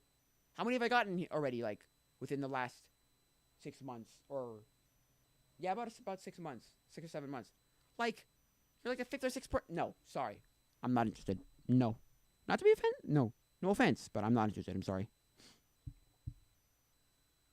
I don't want it.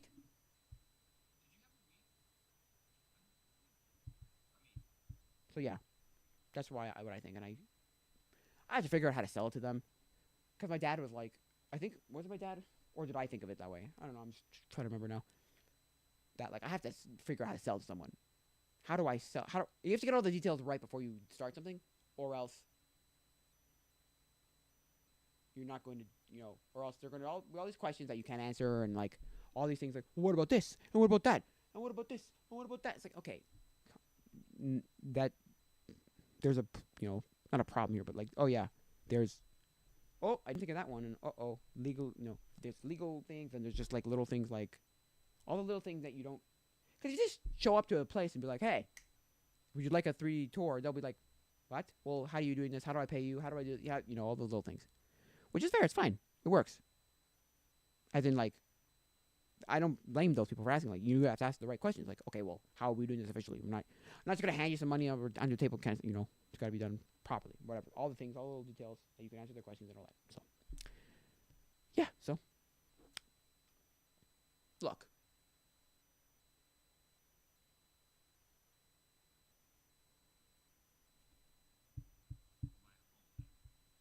So, yeah. I don't know. Just in my opinion, that's what I think. It's a really useful thing to have, I think, in this day and age. Especially how much things are going digital. Because somebody asked me once, too, oh, can you go with the, or twice. It was the guy's father, the girl's father, and, what's it called? And, wait, that's coming out, right? Right? That's coming up with, yes. Okay, cool. And then it was, I don't know what he is, because is he the young adults pastor at my church?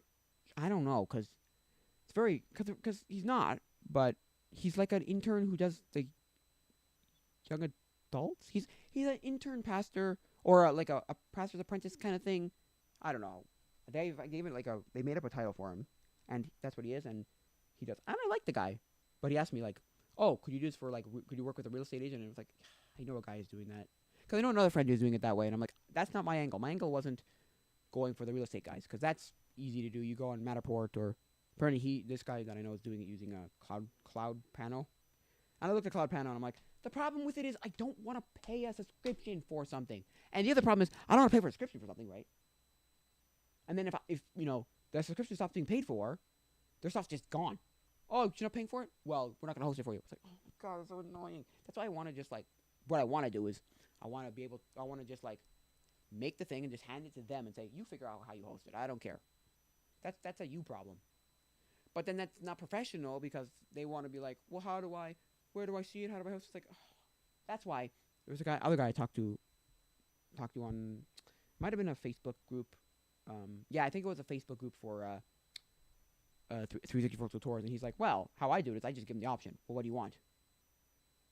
And I say that, the easy option is going to be more expensive, meaning the less work you have to do on your end, the client's end will be more expensive. I'm like, talking to him, yeah, but couldn't we figure out like I could host it myself, but if my computer's not on, or if my computer dies, or if something happens on my end, then they don't have a Tor up.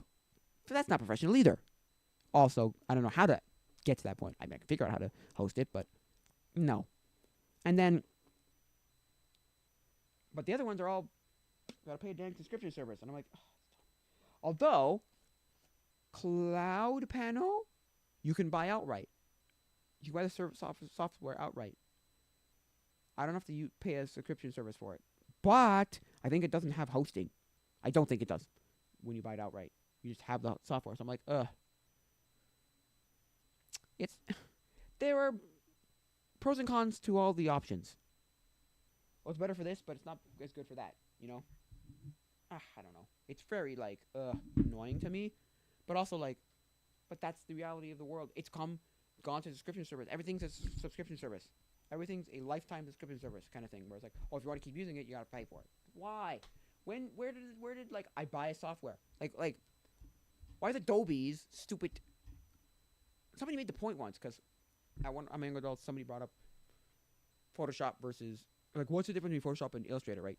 I don't know what that she was trying to get at. She just asked us that, and then one guy goes, my friend goes, it's overpriced, that you shouldn't pay for. It's not useful. It's not, you know. I'm like, no, you're not wrong. It's overpriced. That I paid way too much, putting way too much money into, because that's the thing. I think it was Linus.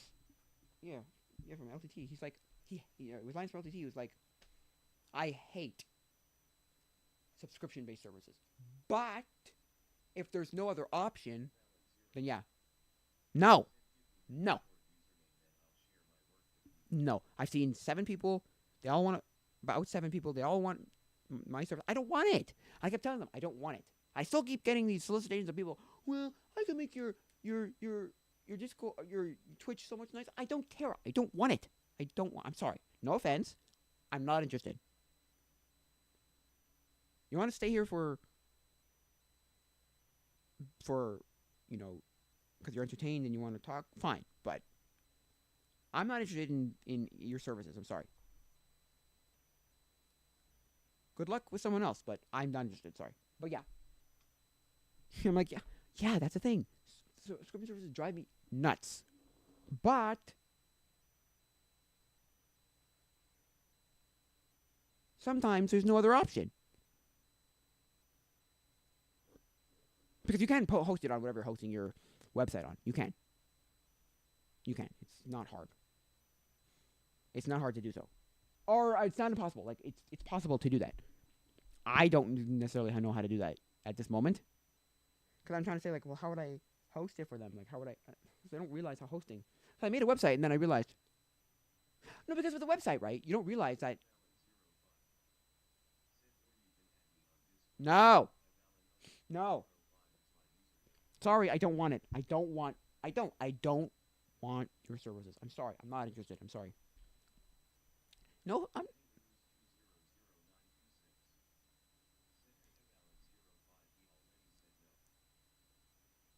Yeah, you might be able to give her a timeout.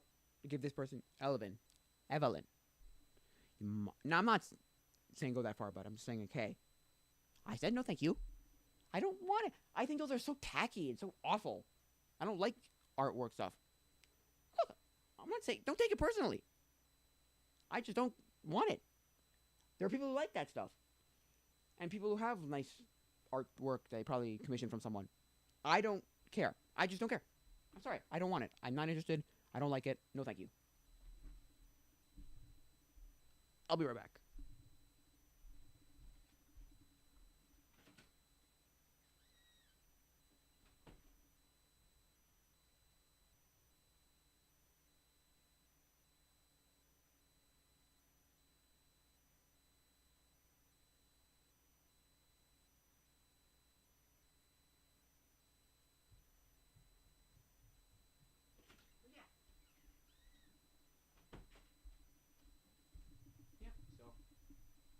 And, you know, what was I just talking about, man? What was I just talking about?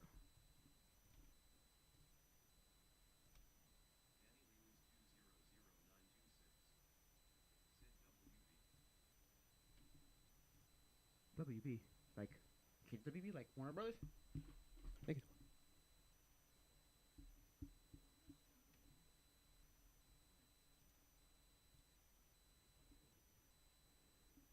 I have to go back a little bit. You have to go back a little bit. Sometimes there's no other option. Oh, yeah. Subscription services. Yeah. Sometimes there is no other option. Like, he said, I hate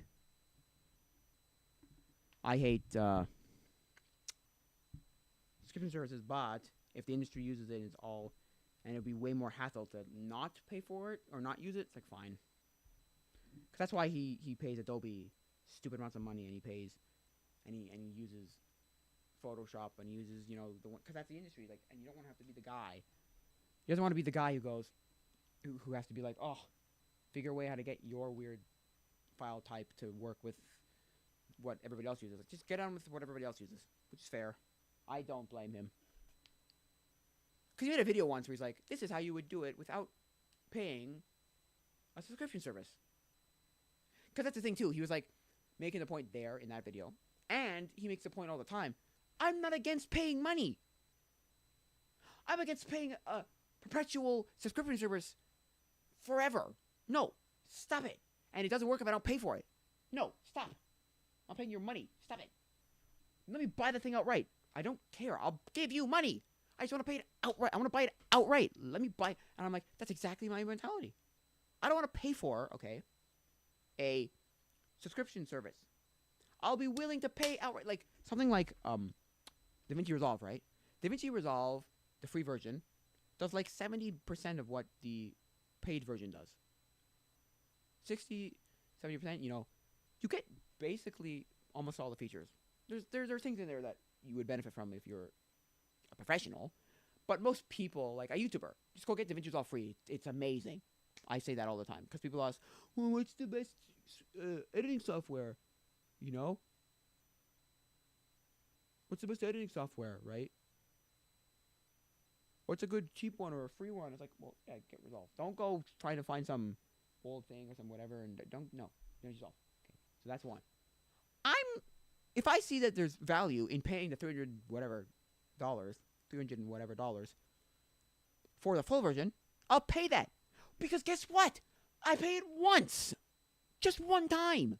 I don't have to like subscribe to Adobe for a billion years and I can't use it if I don't have it. Like, and the other stupid thing is you gotta buy their dang cloud. I can't buy. You have to subscribe to Adobe cloud, whatever it is. Adobe's like suite of software, right? But I don't want all of the things in Adobe software.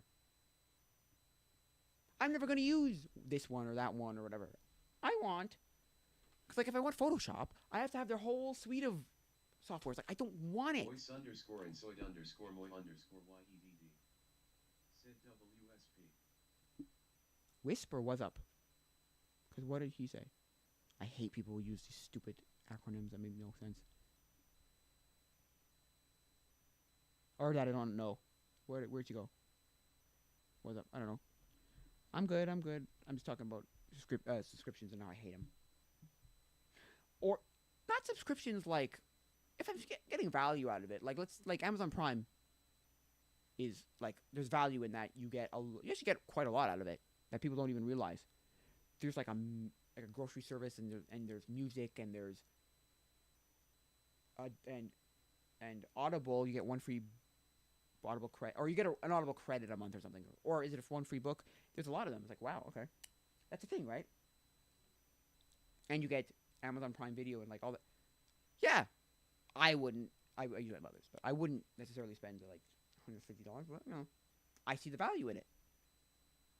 But why? Why does it have to be a perpetual thing? Why can't I just buy it outright? Why can't I just buy outright the software to, you know, let me just use it. Underscore and soid underscore moy underscore YEDD. Said Netflix subscription skull. Yeah, I kind of agree with how Netflix was a great thing back when nobody else existed, right? But now, and when they were the cheapest thing ever, like $8 a month, right? It was like, oh yeah, this is great. But now, they're really expensive and their quality isn't as great anymore. friggin' what's his name? Louis Rossman makes a whole video talking about how because he's bringing up the whole piracy and like justifying piracy, but by saying, but if the paid legal way to do something, the legal means of getting this thing is a worse experience than pirating it, and he's not justifying piracy necessarily, but he's saying, as in like, oh, you should be legal or you shouldn't allow me to do that. It's like no, but if it's a worse experience doing it the right way, then yeah, I don't blame people for pirating. Yeah, I pirated it. This one thing I pirated because yeah, I'm like, oh, yeah, I don't blame you. Voice underscore and soy underscore moy underscore YEDD. Said I don't even use Netflix, but I still pay for it. I don't know why. That's the other thing. We have this weird like idea that like, and Netflix is a one for some reason is like one of the only ones is where it's like we have this weird mentality of like maybe there'll be something good on it. I'm not gonna stop paying for it yet. Maybe there'll be something good on it. Maybe there'll be some thing. Oh, because like back when people play things like Stranger Things, the Queen's Gambit. What was the other one?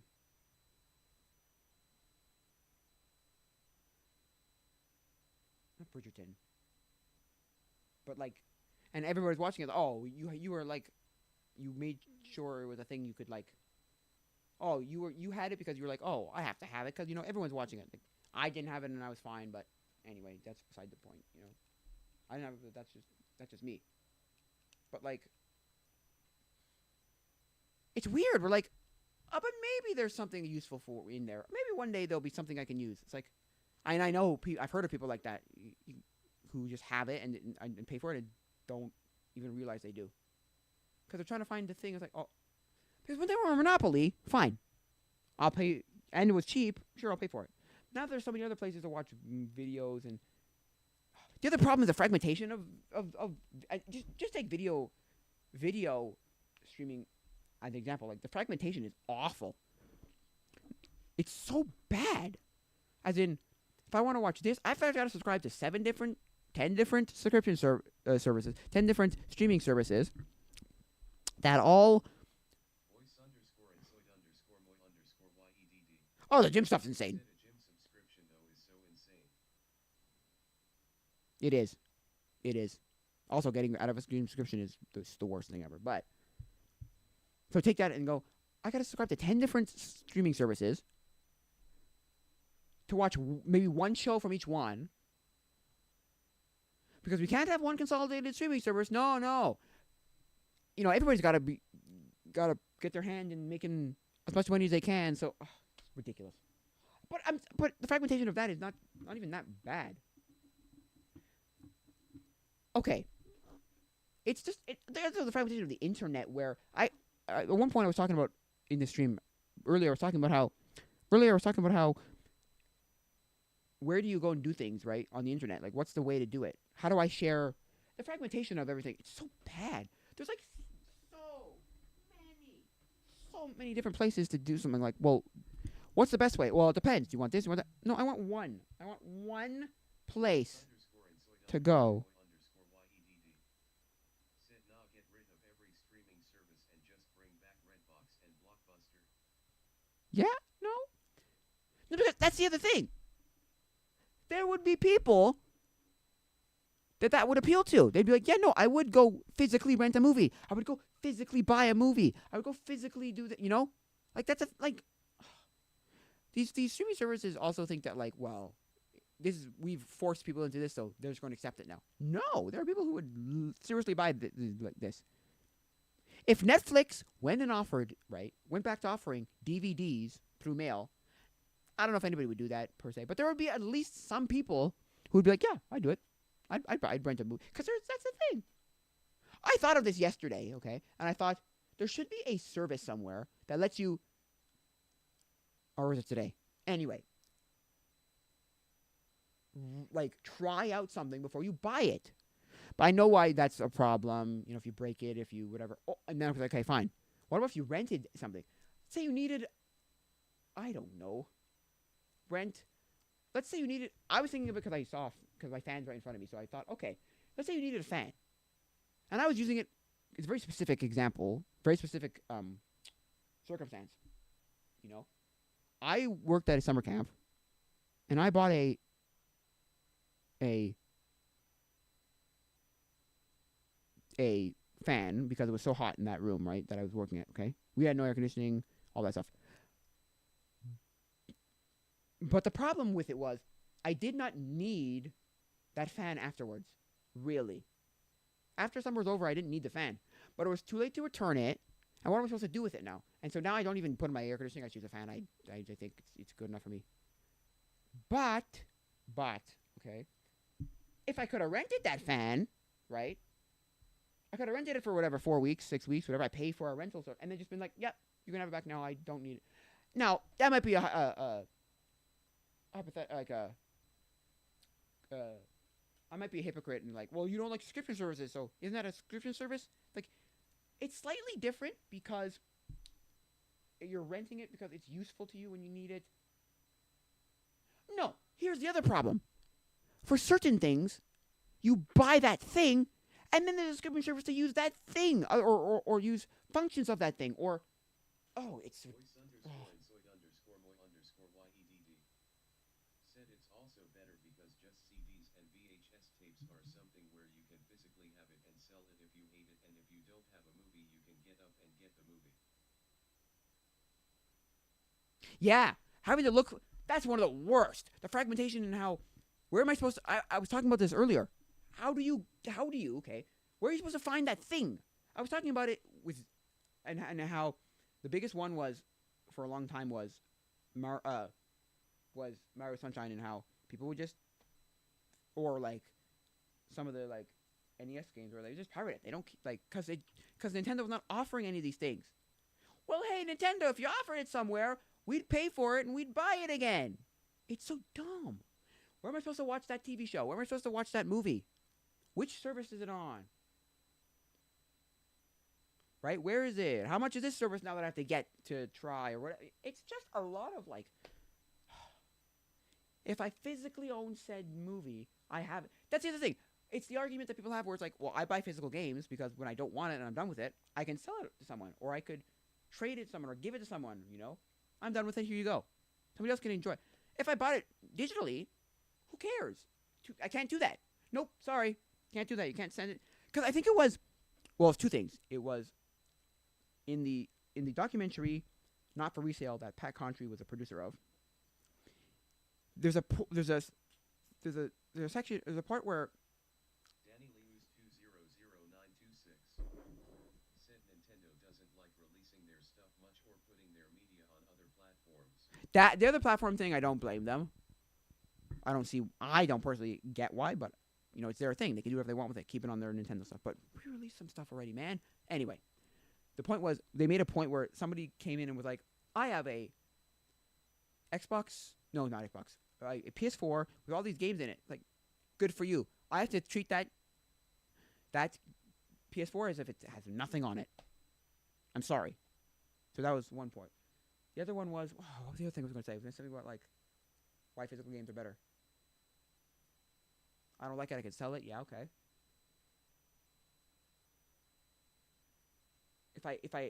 Oh yeah, it was Steam. It was how Steam made a statement where it's like you're not allowed to not hand over. What do you call it? To Voice underscore and soy underscore moy underscore to sell. said if you have a box full of CDs, it will take 3 minutes to get up and grab it out of the box, but with subscriptions you have to spend 30 minutes just looking through Netflix, Amazon, Hulu, Disney for one thing. That's another problem. I think it was Cinemassacre where. Okay, wait. Let me finish the other thing first because I'm going to forget it. Subscription services, paying. Oh no! Why physical media? Oh yeah. So Steam, okay. Steam, okay. Said something's effective. You can't get if you die, you can't give your. It's against their terms of service or whatever to give your collection to someone else. Like, then what's the point of buying all these? The guy's gonna buy them again with a new account? Wow, crap. It's stupid. Okay. Dumb. So, yeah, Cinemassacre made a video once where, it was just him. He was making, a commentary on the fact that, he spent more time looking for something to watch than to then like it would have been to watch the movie. You could have found a movie and watched it, whatever, so many times, right? Not to say that there are inconveniences to it too. Like, also, he was making the point in his video about why Blu-ray is bad, or why Blu-ray is the things that make Blu-ray worse, right? And at the end, he goes, "There's no good way to digitize," because that's the thing, right?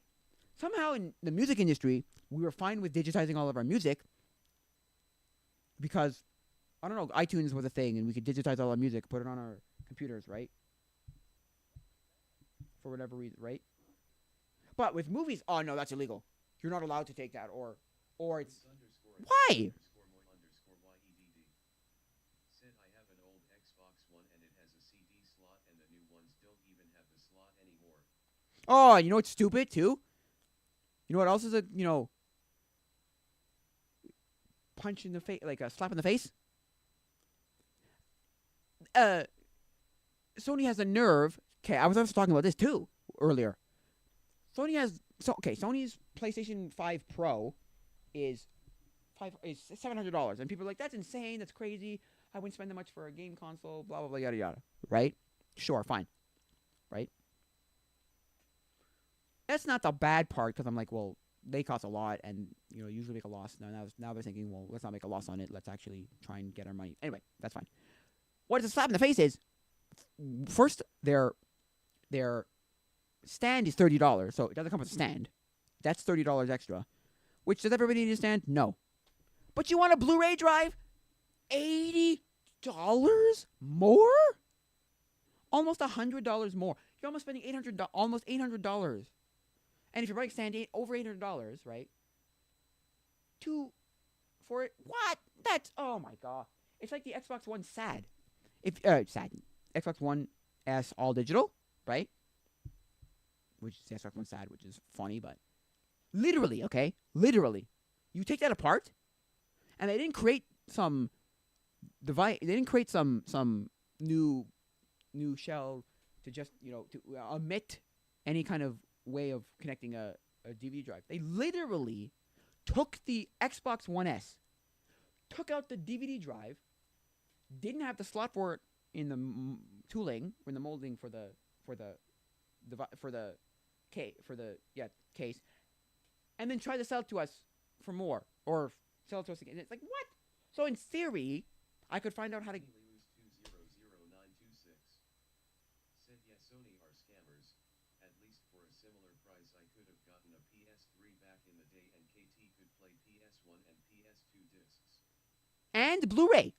Don't forget Blu-ray. You had a Blu-ray player that played PS1, PS2, and PS3 games.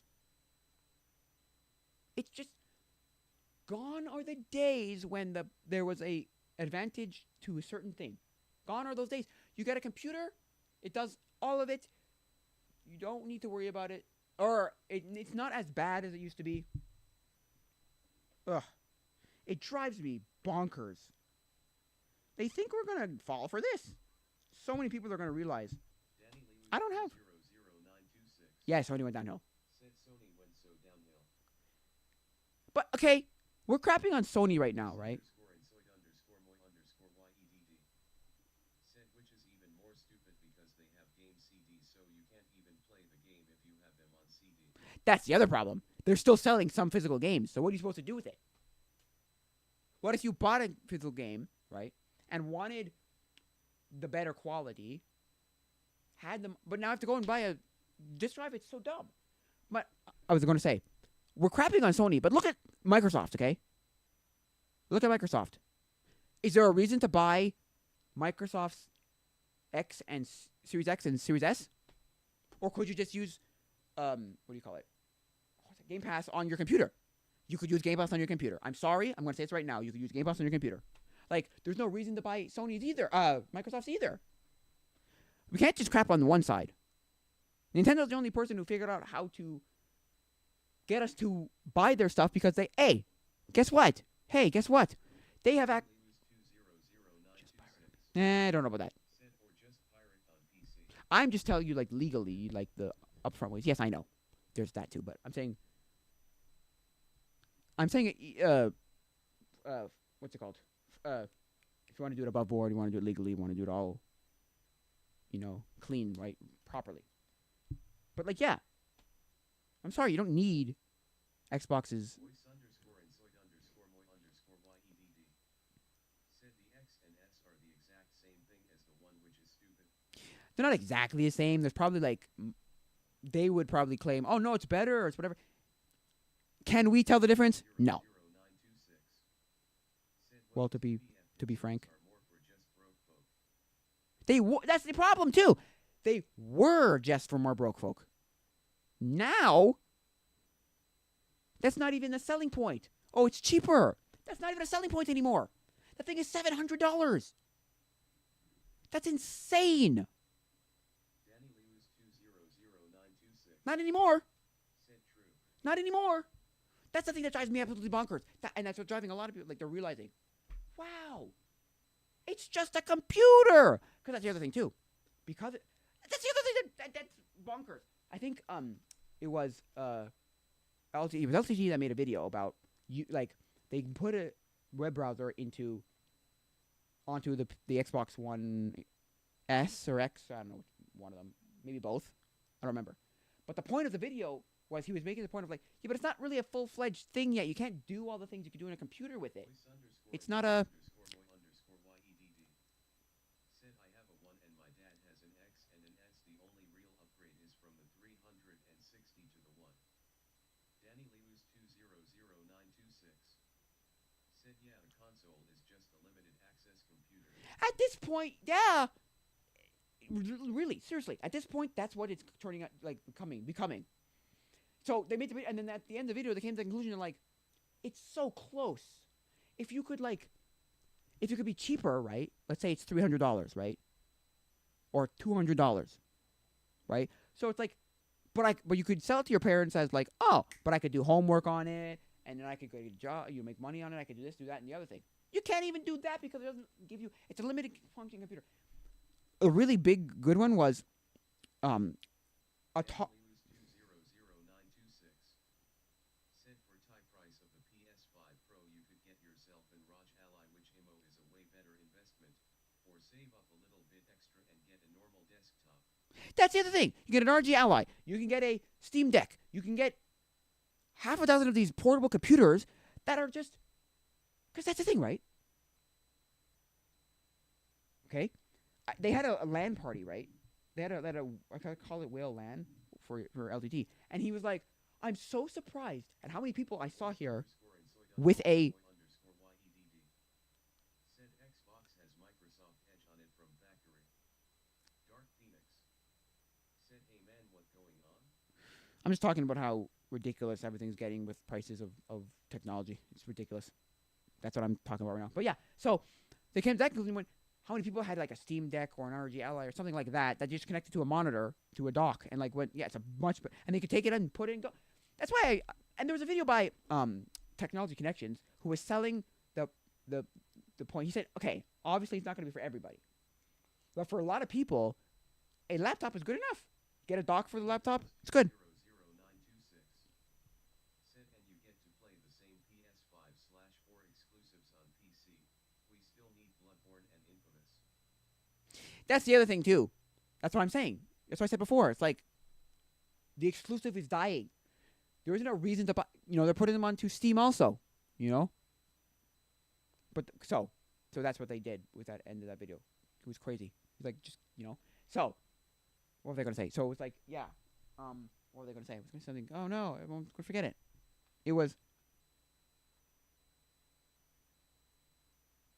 Oh no. It was RIGLI. Oh yeah. So it was what was it called? Atari, okay, made the Atari VCS. And people found out and figured out, oh, it's just a computer. Said I got to go for about 5 minutes. Okay, I might still be here. I don't know. Might be over by the time you get back, but if I don't see you again, goodbye. But yeah, the thing there was that people found out, oh, it's just a Linux computer. It's literally just a Linux computer. And he was like, yeah, it kind of is. There's nothing special about it. I could have done this on my computer. Put it on a computer. Like, it's just kind of annoying. It just baffles me as to, like, well, gone are the days of, nice, thanks for the follow. Thanks for the follow. Voice inside Moyed? Inside Moyed. Inside my head. The voice inside of my head, man. Wait there, man. Are you Australian? Is that what that is? I didn't even notice your username. Voice inside my head. Voice inside my head. Yeah. Anyway, it's fine. That's it. That's actually really that's fun to say. Anyway, yeah. I'm sorry. You know, you're just gone. I think that this is the last generation that, or sorry, the previous generation was the last generation that mattered, and this one just is like we're getting to the point where it's like doesn't matter anymore. Console wars are dead, especially to the same extent that it did back in the NES, Nintendo versus Sega. That's never going to come back because everybody and their mother is going to put it on Steam, and everyone's going to go, well, what's the point of having a PlayStation? There's no point. Which is sad, because that's what there was an advantage. It was easy to use and it was cheaper. As in, you just popped your disc in or you popped your game in and you just gone. Hit play, hit start, and you're playing the game. You didn't have to wait and mess around. But now it's like, but it's just a computer that's becoming the same. I don't know. To me, it's kind of ridiculous. But then again, what are they supposed to do? How are they supposed to innovate with it? You know? There's no next media to sell it to someone, you know, because you sold the PS1 because it was a CD player. So if you didn't have a CD player, it's a getting a console and a CD player. You sold the PS2 as it's a PS2. Oh, but it also plays DVDs, so it's a very it's a reasonably priced DVD player. And then you've sold the PS3 where, when it first came out, it was even still a reasonable price for a Blu-ray player. And it was a PS. And it played PS. If you're talking about the original, it played PS3, PS2, and PS1 games. So, what is the 4? And the 4 was also a Blu-ray player, so you could still have the same argument. The 5. What's the difference here? There's no next one. There's no other reason to buy it. The exclusives. That's the other problem. Our thing, like, right? It's the thing that what's his name? Marquez Brownlee talked about, and how don't ever buy a product on what it's promising it'll be. Ever. Don't ever buy a product because it promises it'll be something else. No. Buy it as it is when you're buying it. And he's making the point of the iPhone 16 where it's like,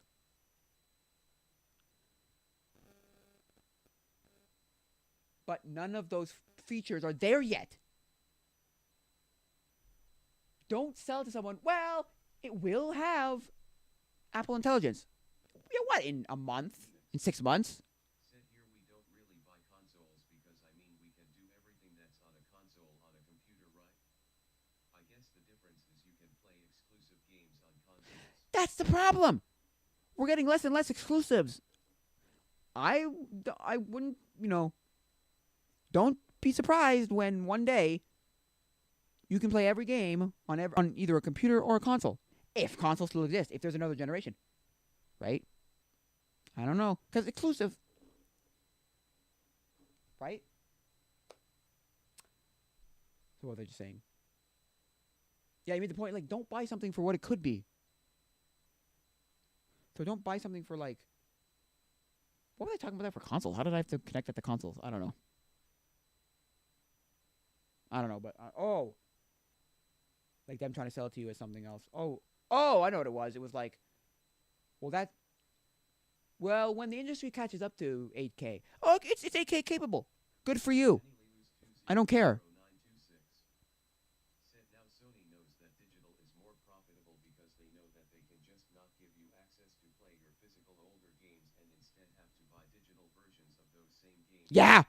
PS4/5 and not even all of them are there. Yeah. Ridiculous. But what the point there was like, yeah. So like they're trying to sell to you, it's like, oh yeah, but tell me how many people have 8K TVs? I'm sorry, 8K monitors. Nobody. Virtually nobody. There's still people. I don't own a 4K TV. So don't go selling it to me that like, oh well, if you get a 5, it runs 8K. So hey, if if the industry wants to adopt it, hey, it's like, yeah, but you're selling it to me as like a future thing where, well, the games will catch up to the technology. No, they won't. Nobody cares because they realize, although it's expensive as frick, man. They're not cheap, 4K and 8K TV. Like, also tell me where you're gonna find an 8K monitor. How many places sell 8K monitors? They're not like super easy to find. So. 00926 said the remotely modern console I have is an Xbox One S. All my other consoles are over a decade old. Some more, like my PS1. Yeah, and you're probably happy with that because your computer can do all the things that the other thing. Because you can get even if you can't play the same exact games, but I get the same kind of experience on Steam, on good old games, on the Epic Store, and not have to buy a thing. And I can do other things with my computer. I can go do 3D modeling if I want to. I can go learn how to make music. I can go video edit. I can go learn to write. I mean, you know what I mean? Like, I can be a writer. I can write a book. It's just a bunch of like. It just drives me absolutely bonkers to think that like they think that we're gonna buy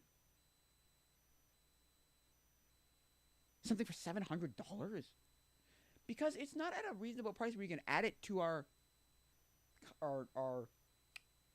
roster of things. Because I have a computer, but I also can get a video game console because it's not that much expensive. I can get it for a kid. He wants a video. 200926 said I'm extremely happy, even though I can emulate all my consoles besides Xbox One, but I just like playing on original hardware. Yeah, every so often you just like playing original hardware and you're like physically holding the thing and like, they don't understand. I don't know. Well, the other thing about I really really do recommend watching the documentary.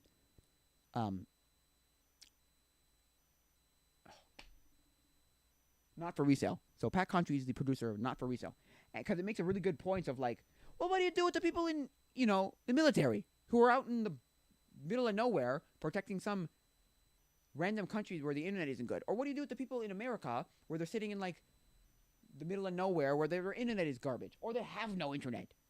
Like, that's the thing. You can't just force people to be on the internet if you haven't made the infrastructure to be able to use it. And use it well, not just, oh yeah, you have internet, but you have crap internet. Yeah, no. That's where someone like Elon Musk is trying to be. Now, I don't love Elon Musk. To be honest, I don't love Elon Musk. Right? But I see what he's trying to get at. He's trying to like, he's trying to make not Starlink, right? Satellite internet service for everybody. It's like, well, yeah. Everybody should get easy access to information, easy access to internet, right? Remote villages and wherever, or places in random parts of America. Like, because that's the thing. Like, a lot of people look at it like they think every part of America is where you live. Or is California or New York or Florida or Texas. No, there are parts of America. I'm using America as an example. But Canada, Europe, they probably all have spots where it's not great internet, right? So it's like, you can't just have all digital. It doesn't work. We're not all California or New York or Texas or Florida or where we're all good. No, it's not. No, stop it. Like, you have to come dude, you have to get a reality check and see if you make everything digital. There are certain people who cannot utilize it because their internet isn't good enough. The guy, there's one guy in that documentary who said people come to my store to be able to update. Because that's the other thing. What if you have bad internet or slow internet or no internet, because it still exists, and your console goes, I need to update through the internet. It's like, what? I can't. So he's like, I have opened up a whole thing where you can come to my store, plug in your system, update your system, and leave. And I'm like, that's a thing that they have to do in this day and age? He's like, yeah, no. Yeah, it is. It's sad, but it is.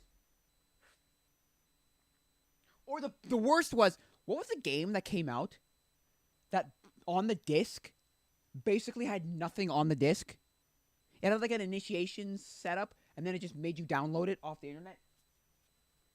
What if you have no internet? What if you bought the game and want to play? Oh my, that's the like most smack in the face, slap in the face. It's like, no way!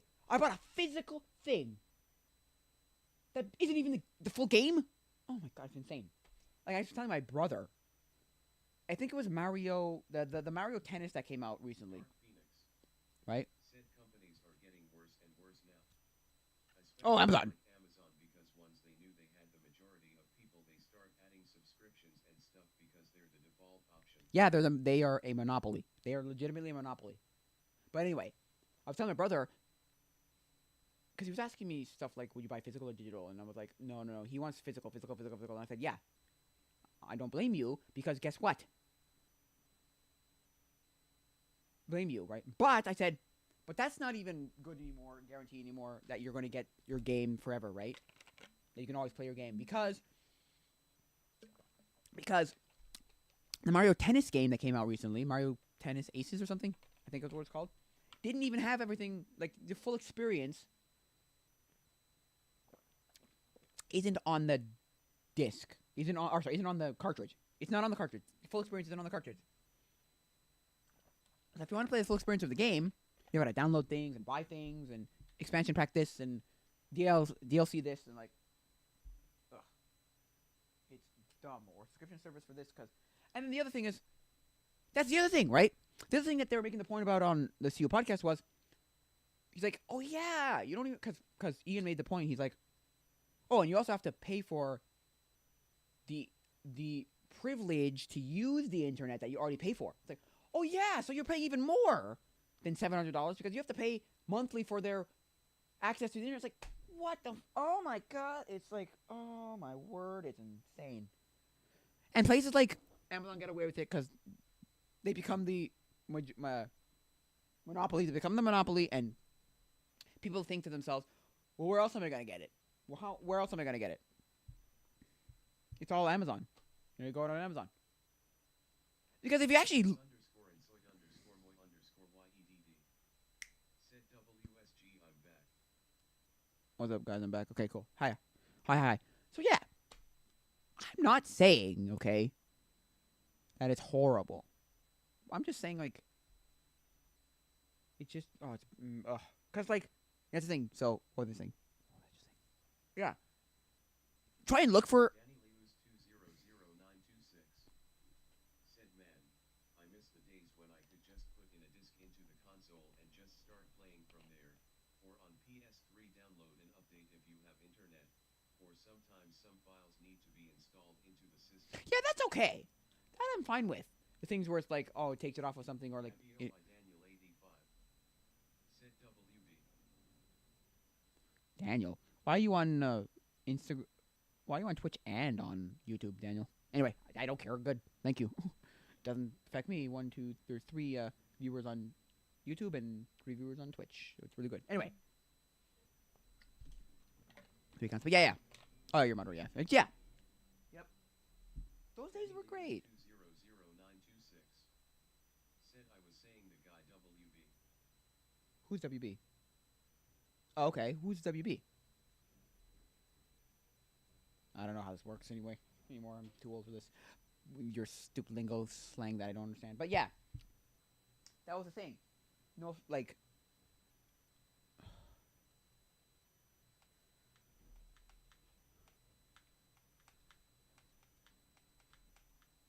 Danny Lewis 200926 said WB. oh, welcome back. Okay.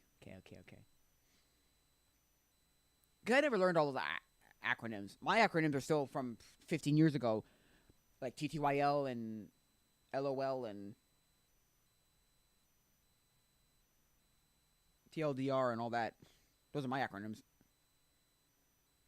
I mean, I do know GG. That's good game, and that's you use that when someone's trying to when you know you lose to someone. Oh, good game, or they do something really good in the game. Good game, like GG, like good. Anyway, but yeah. So yeah, it's just kind of sad too. Where it's like we're not gonna get to the point. We're gonna get to the point one day where it doesn't matter. None of these video game consoles matter at all. Computers. I don't know if we got to that yet, but yeah. But yeah, so Amazon. It's the other thing too, okay? It's the other thing of how I've thought about this. I heard it on the WAN show. Some other people have talked about it. I think I heard it on the Waveform podcast.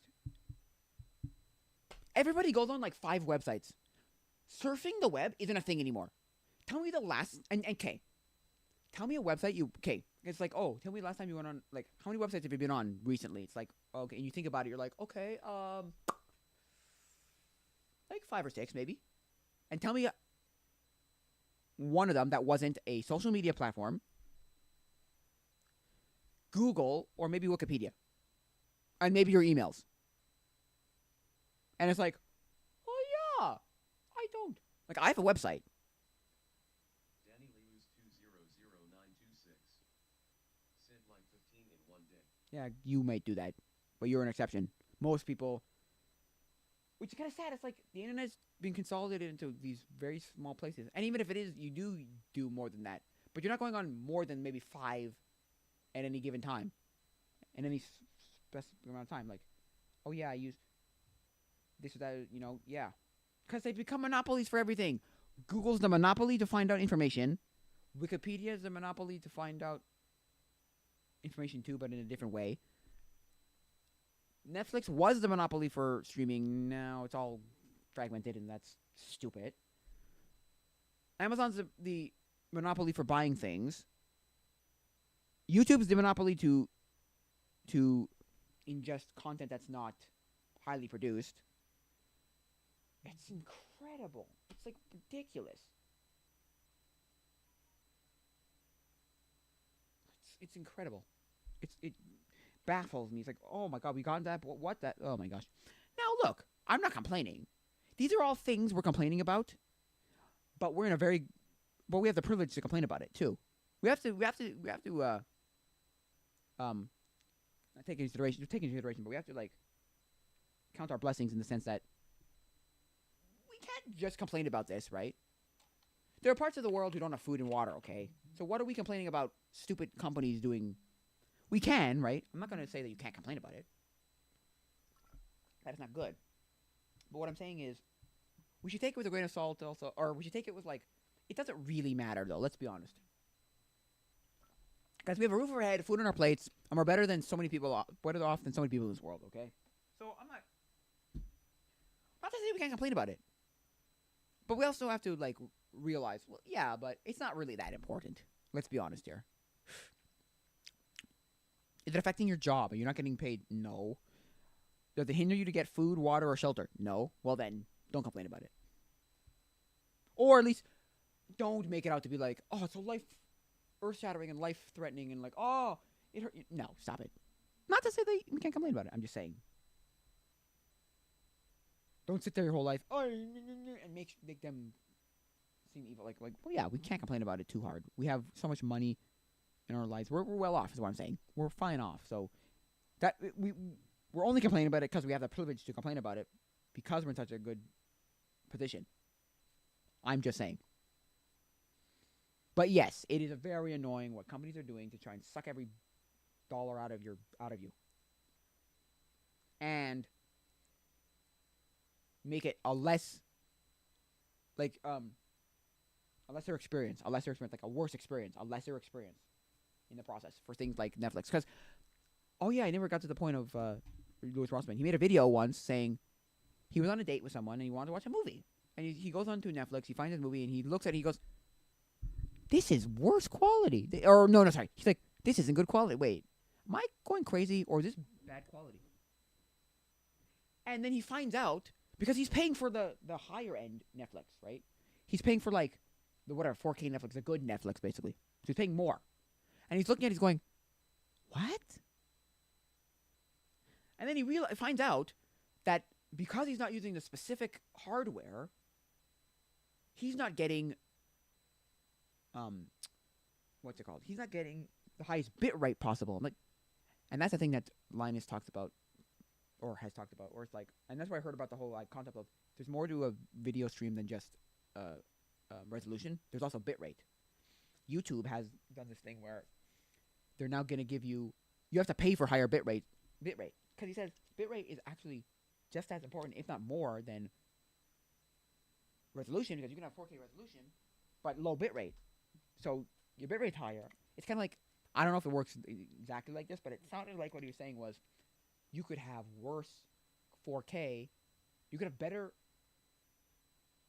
1080p if the bitrate was higher than lower.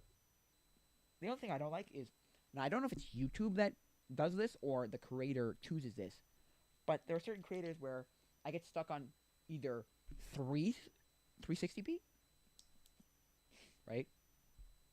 Or I have to pay for 1080p high bit rate. I'm like, so I have to take in the I have to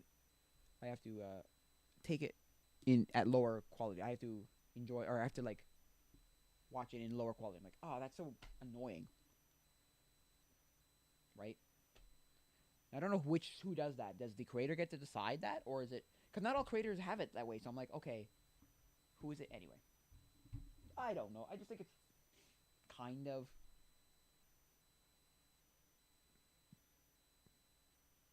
I don't know. I don't know.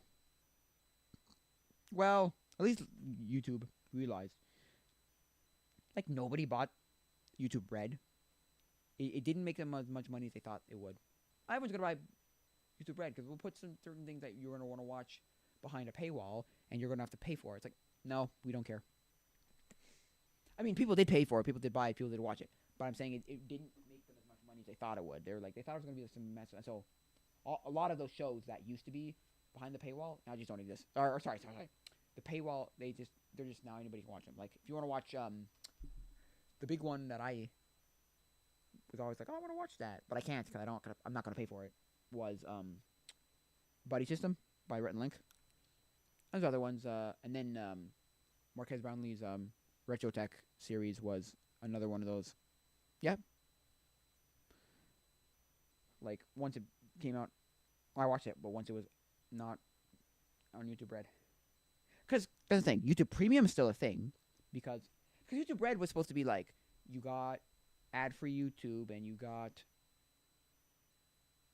some exclusive shows and there's other things you got with it, but they completely removed YouTube Red and just and created YouTube Premium and kept the part of YouTube Red that was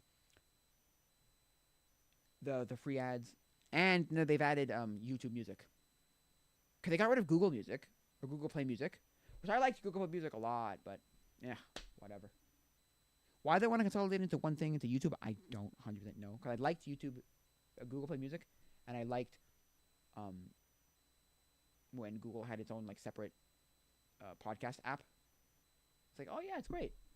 Now it's all in YouTube Music on the same thing because they want you to buy probably YouTube Music to whatever. I don't know. I don't need to because podcasts are still free. But yeah, ugh.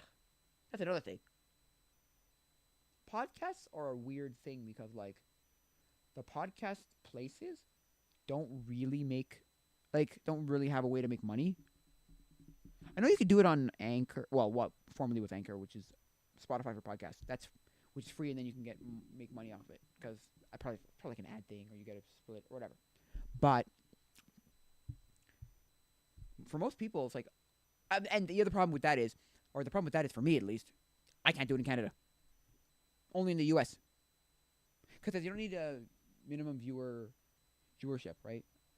And I'm like, you don't. But if you're in the U.S., I can't do that. You have only in the U.S. No other country allows it yet. Maybe I'm wrong. Maybe I've missed it, or I missed something where they changed it, or maybe I didn't. I don't know. I'm not aware that they've changed. But from what I remember from the last time, it was like, nope, you can't have it. I'm like, why? I don't understand. Like, my country just doesn't have that, so I can't make money on unless I find a way to get sponsors, which I haven't done yet, and I don't really care. I just do that for fun, and I like it, and it's fun to do. I do my podcast, but yeah, I'm just saying like, podcasts are another bad problem where they're starting to try and figure ways to make money off of it and like get you and suck you and like whatever. Who was it that I was listening to that like somebody was creating like was it Holland or Netherlands, somewhere in that area, where they were creating a whole thing of like this guy works for a company that has like a pay for subscription or pay for podcasts, but it would never work here because that's the other thing too. The whole problem of everybody in this generation, like my generation, millennial, the millennials, Gen Z, and Gen X, Gen Z and Gen Alpha, they all like, well, everything should be free. What the heck, man?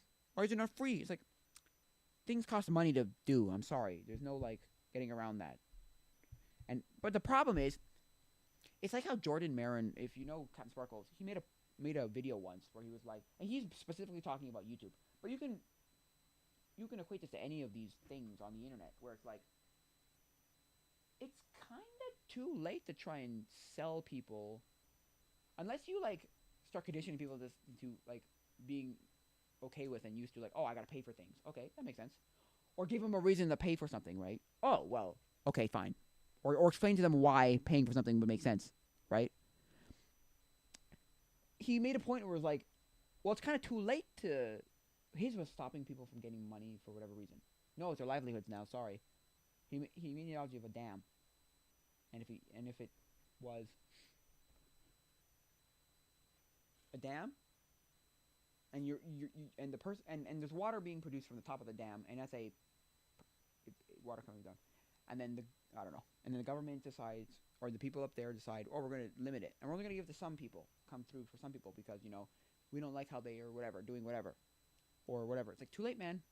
You can't. Everybody needs that water. Sorry.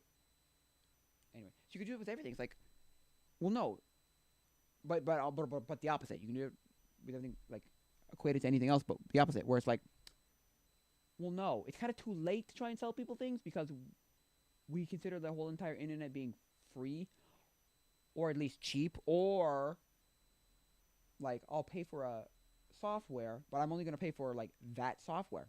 I'm not paying for some subscription service the rest of my life here. It's ridiculous.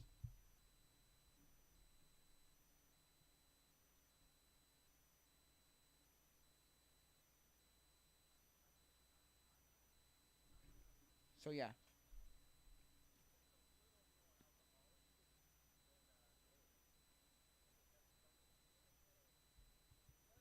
So yeah.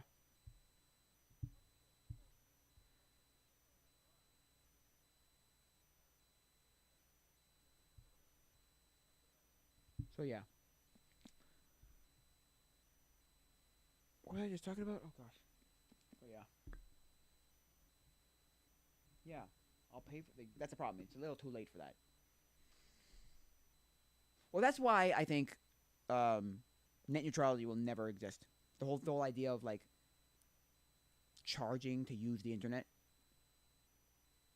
that'll never be a real thing because you'd have riots in the streets. I'm sorry. Now, is that a sad thing? Because we're so like technology is so ingrained into our culture. Yeah, we shouldn't have to rely on technology for so much. And it's sad that riot in the streets because like what? No, but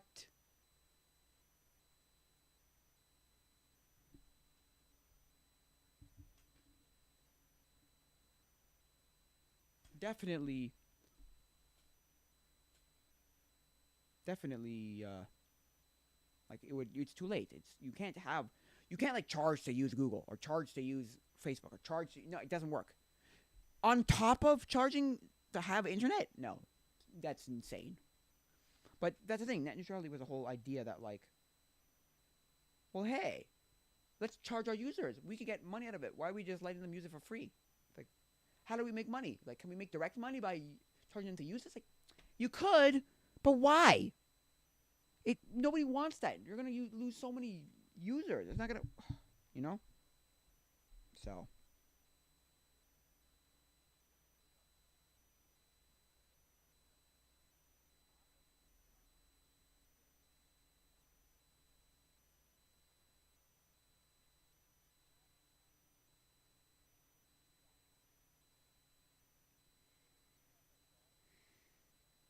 so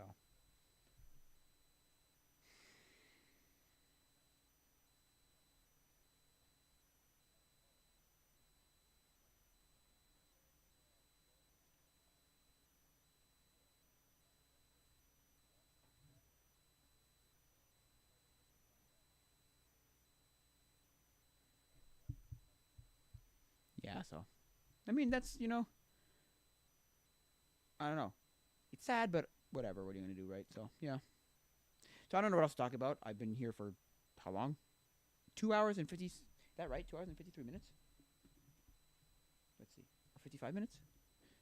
25 minutes. Yeah, 2 hours and 25 minutes. Yeah, that's pretty much the same time. Yeah. So yeah, I don't know.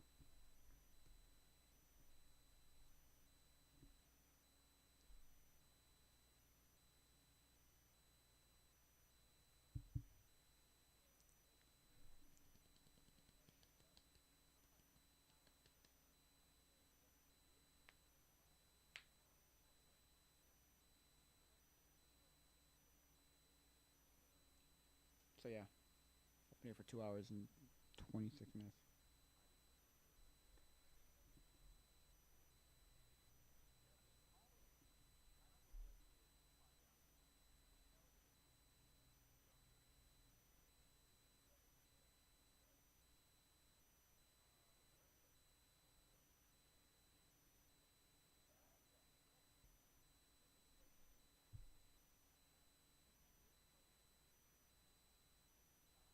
Danny Lewis 200926 said thank you for the stream. No problem. I don't stream often anymore, but when I do, I gotta have a reason, or I gotta have like. And I was like, oh, I'll talk about this stuff because this stuff's good stuff to talk about, and I'll tell you what I'm doing with my life. Two things: got a 3D printer, and want to do that 360 stuff. I don't know what to do with a 3D printer though. Like, when you get something and you think it's be useful, but then you realize you're like, oh, but I gotta figure out what I could do with it. Not that it's not gonna be useful. Somebody could tell you useful. 200926 said so how's the printer? Well, the problem is that I have to paint my bedroom, right? And I'm gonna put it in my bedroom temporarily until I can put it in my basement. Because we're the kind of people who have way too much stuff and don't want to get rid of things. And so we have this problem of boxes of things. Like a lot of people do, where it's like, and it's not to a hoarding level where it's dangerous to live in. It's just you get to the point where it's like, I haven't used that in so long, just get rid of it. And you're like, but no, maybe there's a use for it. No, there isn't a use for it. There's a trick that people use where it's like, take everything you own, put it in boxes, take it outside of the place it was in, and then slowly come in and be like, okay, what am I missing here? And the things that you think of and go, oh, I need that thing, and I need that thing, and I need that thing, and I need that thing. Those are the only things that are coming into your thing. So I'm putting stuff in boxes to get rid of stuff because I don't really know what to do with a lot of it stuff. Also, it's like, I don't use that thing. I don't use that. Oh, but maybe I want. No, but I'll play with that. Oh, no, but no, you won't. Stop it. So I had to paint my room, and I can't put my desk back because I had to put some stuff on top of my desk. And so I haven't used it in a few days because I'm trying to figure out how to. Danny Lewis 200926 said I'm also a hoarder. A lot of people are. That's a very big problem in society. Especially in again, it's another one of those. It's a result of our privilege of like we can have things in the West, right? The western part of the world, like in the West of we have things. We can just get things, right? So I don't have like anywhere to put it right now because I gotta paint that and then I gotta put the shelves back up, and then I gotta decide what I want in the room, and then I can move because I have a weird. It's a record player, CD player, tape player, and radio combo machine. It's not a great quality thing. It's a cheap whatever, but it's good enough for me. I'm no technophile. I'm no audiophile that needs the greatest and highest end stuff. I don't care. Danny Lewis 200926 said wow. Wait, wow about what? What are you saying? Wow about? So I have that, and so and I'm like, I'm thinking like, how often do I actually use that thing though? And I'm like, could I get rid of it though? Because you kind of realize, oh no, that would be useful, and then no, it wouldn't. No, it wouldn't. I mean, it would, but you realize, no, it wouldn't. You don't care. You don't use it ever. You don't use that thing. You don't use that device. You don't use that whatever. It's like this, like stupid. It's like I'm like, I want a camera, but would I use that camera enough? Would I justify the purchase? No, because I'm not. That's not my job yet. It could make it my job, right? But it's not my job yet. So because it's not my job yet, I would want it for fun, like the printer. I haven't figured out how to use that to make either money or to like be practical in my life. I've done a few things for my mother, and she was like, "Oh yeah, that's really useful, practical, great." But for the most part, I made things that are fun. I made a freaking DeLorean from Back to the Future and a P-51 Mustang and some pins. Like, yeah, it's cool and yeah, it's interesting stuff. And I made a toy and it cost me nothing. But like, I haven't. Oh, I made the Benchy, obviously, the boat that you make, the first thing you make. Yeah, yeah. But the problem with me is like, well, how can I use this like for like practical things? This is just fun. And did I get a ROI, meaning return on investment, meaning like, was that investment worth it? Now I'm thinking to myself, not that I'm saying it was a waste of money. No. I know, like I shouldn't have bought it. No. I'm just saying like, I'm getting to the point where, is it as useful as I thought it would be? Or is it as like, do I have any use? Because that's the problem. Also with us, our human, like, whatever, we like our brains. We like new experiences, new things. So like for the first few days, oh god, that thing was amazing. I had it for a week. It's so much fun for the first like 3 days, and then like I got to the point where like, okay, cool. It loses its like luster, its shine, its sheen. It's like, oh, it's not special anymore. It's not magical anymore. Right? Now, not to say that I'm not going to use it anymore. No. Oh, I'm going to put it in my room and figure it out. Also, yeah. Because it's outside right now, and it's not in my room. It's on my back deck. And I'm like, people have told me, that's not a good place to keep it long term. It's got to come into your house. Because I'm telling people on a Discord, Adam Savage is tested, right? His Discord server. And they're like, you got to convince your mother because, like, there are problems to keeping it in the, Yeah, there are. And my brother was like, why'd you get a plastic one and not a 3D one? He's like, and he's the kind of person who's like, I mean, if you're happy, cool. Because I said to him, oh, would you use it? Would you like, yeah, maybe. I'm like, oh, man. Because I could tell, like, he was like, not really, but yeah, cool. Because he wanted a resin 3D printer, which is much more detailed, way more detailed. But that has to be done properly. You have to use that properly. It produces fumes. It does things. It's a mess. It's done badly.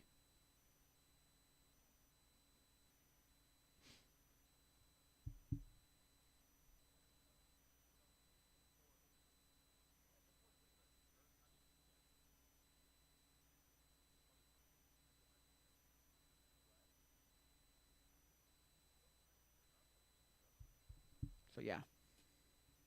So the printer's good. It's fine. I just need to figure out how to like actually use it to do things that are practical or to sell maybe or whatever, right? Because I'm not a person who can make 3D designs yet. And so for me, I'm like, I could probably learn how to do it. Just me and learning. It's like I hate learning. Although that's everything. So I did learn how to use stuff for my 3D virtual tour. So I was like, yeah, okay. All the different things that I progressed in life. So it's fine. But I'm just saying, like, I don't want to have to learn something else. Like, oh, can I just? Because that's a problem too. Right? A lot of people have this idea, mentality or idea of like, they think like, 3D printing is going to be so hard because you got to learn all the software and figure it. Yes, you have to know the software, but not as much as you think, or not as much as people make it out to be. Like, you need to be a 3D engineer, 3D designer. It's like, no, you don't. You need to know 3D design. It's like, no, not particularly. There's a lot of things out there that are just that are just buy a 3D printer and then find some file online and print it. Yes, you got to mess around with some of the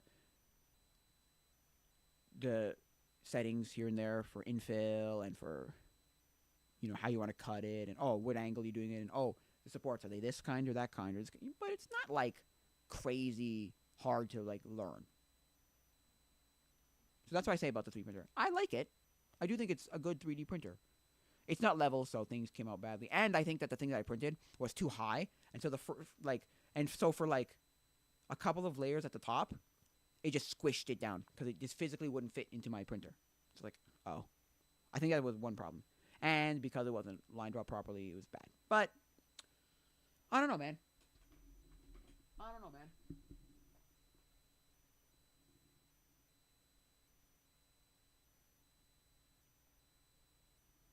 You know.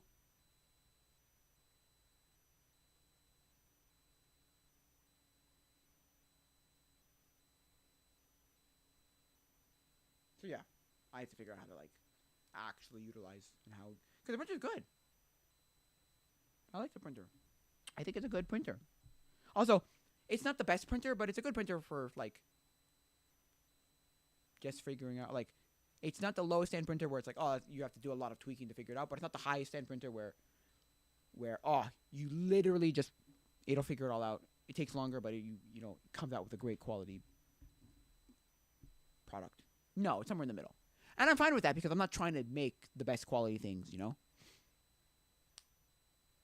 no, you know because I'm not you know making props for something or not making parts for something that like has to be really nice and really good. Like you know what I mean? So like some people would be, you know, with 3D printers, some people would be like that. Would so they would need like nicer, more expensive, higher end 3D printers. But I do think the barrier of entry has gotten a lot lower. What I mean by that is, no longer are you paying $1,600 for a 3D printer. You can. I found one used on Facebook Marketplace for $100 Canadian. So, look, the barrier to entry is, and because people have all these what's it called, these designs. You know, you don't even have to know 3D code. You know, yeah. Is it perfectly usable? Does everybody need one? No, of course not. No, I don't think it's everybody needs one. I've also come to the conclusion I don't think everybody needs one. No, it's a fun thing to print because it's fun to use. But if you don't have a good use for it, it's a toy that sits. It's a thing that sits around and doesn't gather dust per se, but because you could find ways to use it and be fun, but it's going to be less useful than you would have thought it was going to be, or you would have liked it to be. I've come to the conclusion. I've only had it for about a week, a little bit over a week, and I'm like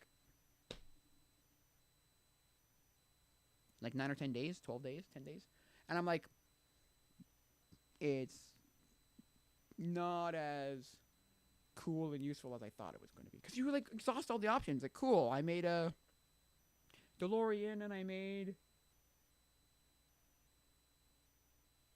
a P-51 Mustang and some pins and like cool. But then when I come to like doing other things, I'll find out something like, oh, I'll make somebody a toy. Or I'll make somebody a cross. I'll make somebody, you know, yeah. And that'll come useful and handy. Because that's the thing, right? It'll be one of those things where when I want it though, or when I figure out something, oh yeah, that'd be cool. Or, hey, I can print like a adapter for something, or, you know, whatever it may be. Like I'll come to like this, like, oh, I have a 3D printer. That's where it'll be. Oh yeah. So yeah. That's what I think about them anyway. Now, what are you saying wow about? I don't know. Anyway.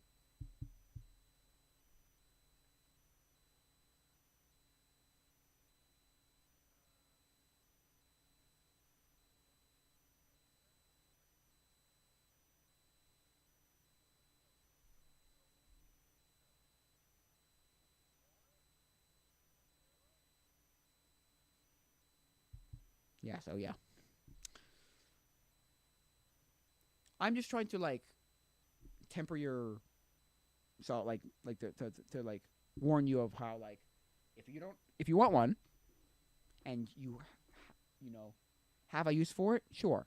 But don't just buy it to buy it because you think, oh, it's so cool, it's a cool little thing. Because if you don't have a use for it, you're gonna quickly run out of the like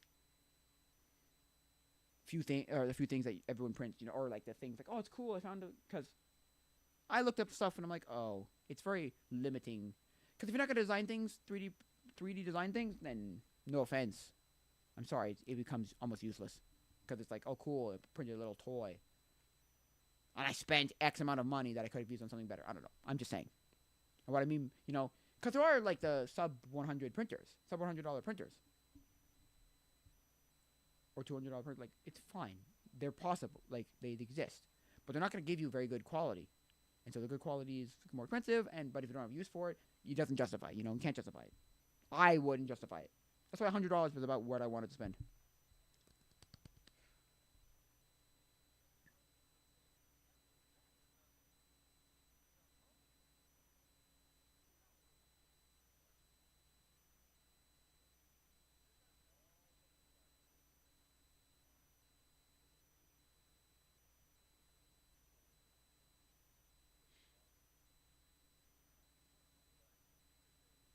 So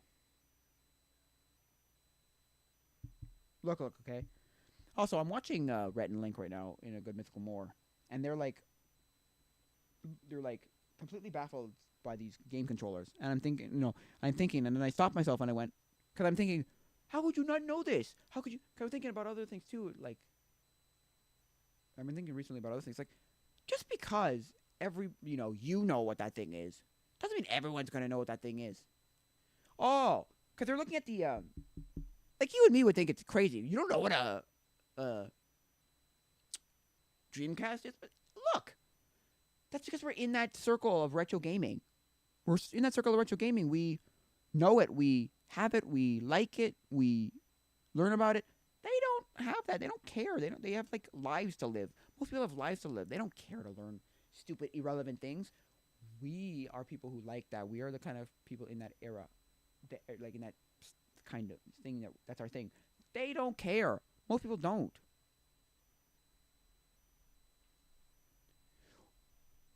Anyway, it's just kind of like I have to stop myself and go, oh yeah, I have time to learn that stuff. They have lives to live that they don't care and they didn't go and play that system at that time. So,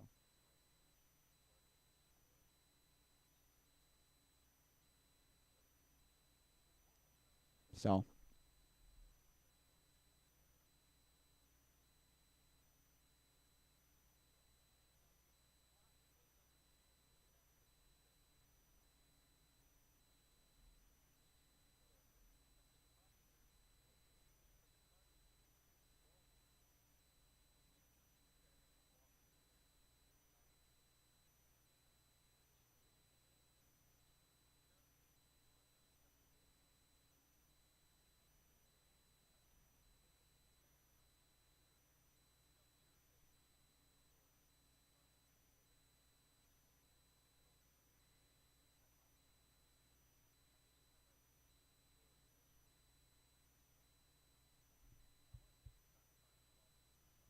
so yeah. I'm getting really bored of watching this. I'm sorry. I'm going to say this right now. And also, I probably have to do other things in my life. I can't just be streaming my whole life. So, my whole day away. So, I think I'm going to be ending it probably now because I've been going for 3 hours. So, almost 3 hours. 2 hours and 43 minutes. So, I think it's going to be it for now, guys. So, adios, mi amigos. Goodbye and where is it? Goodbye and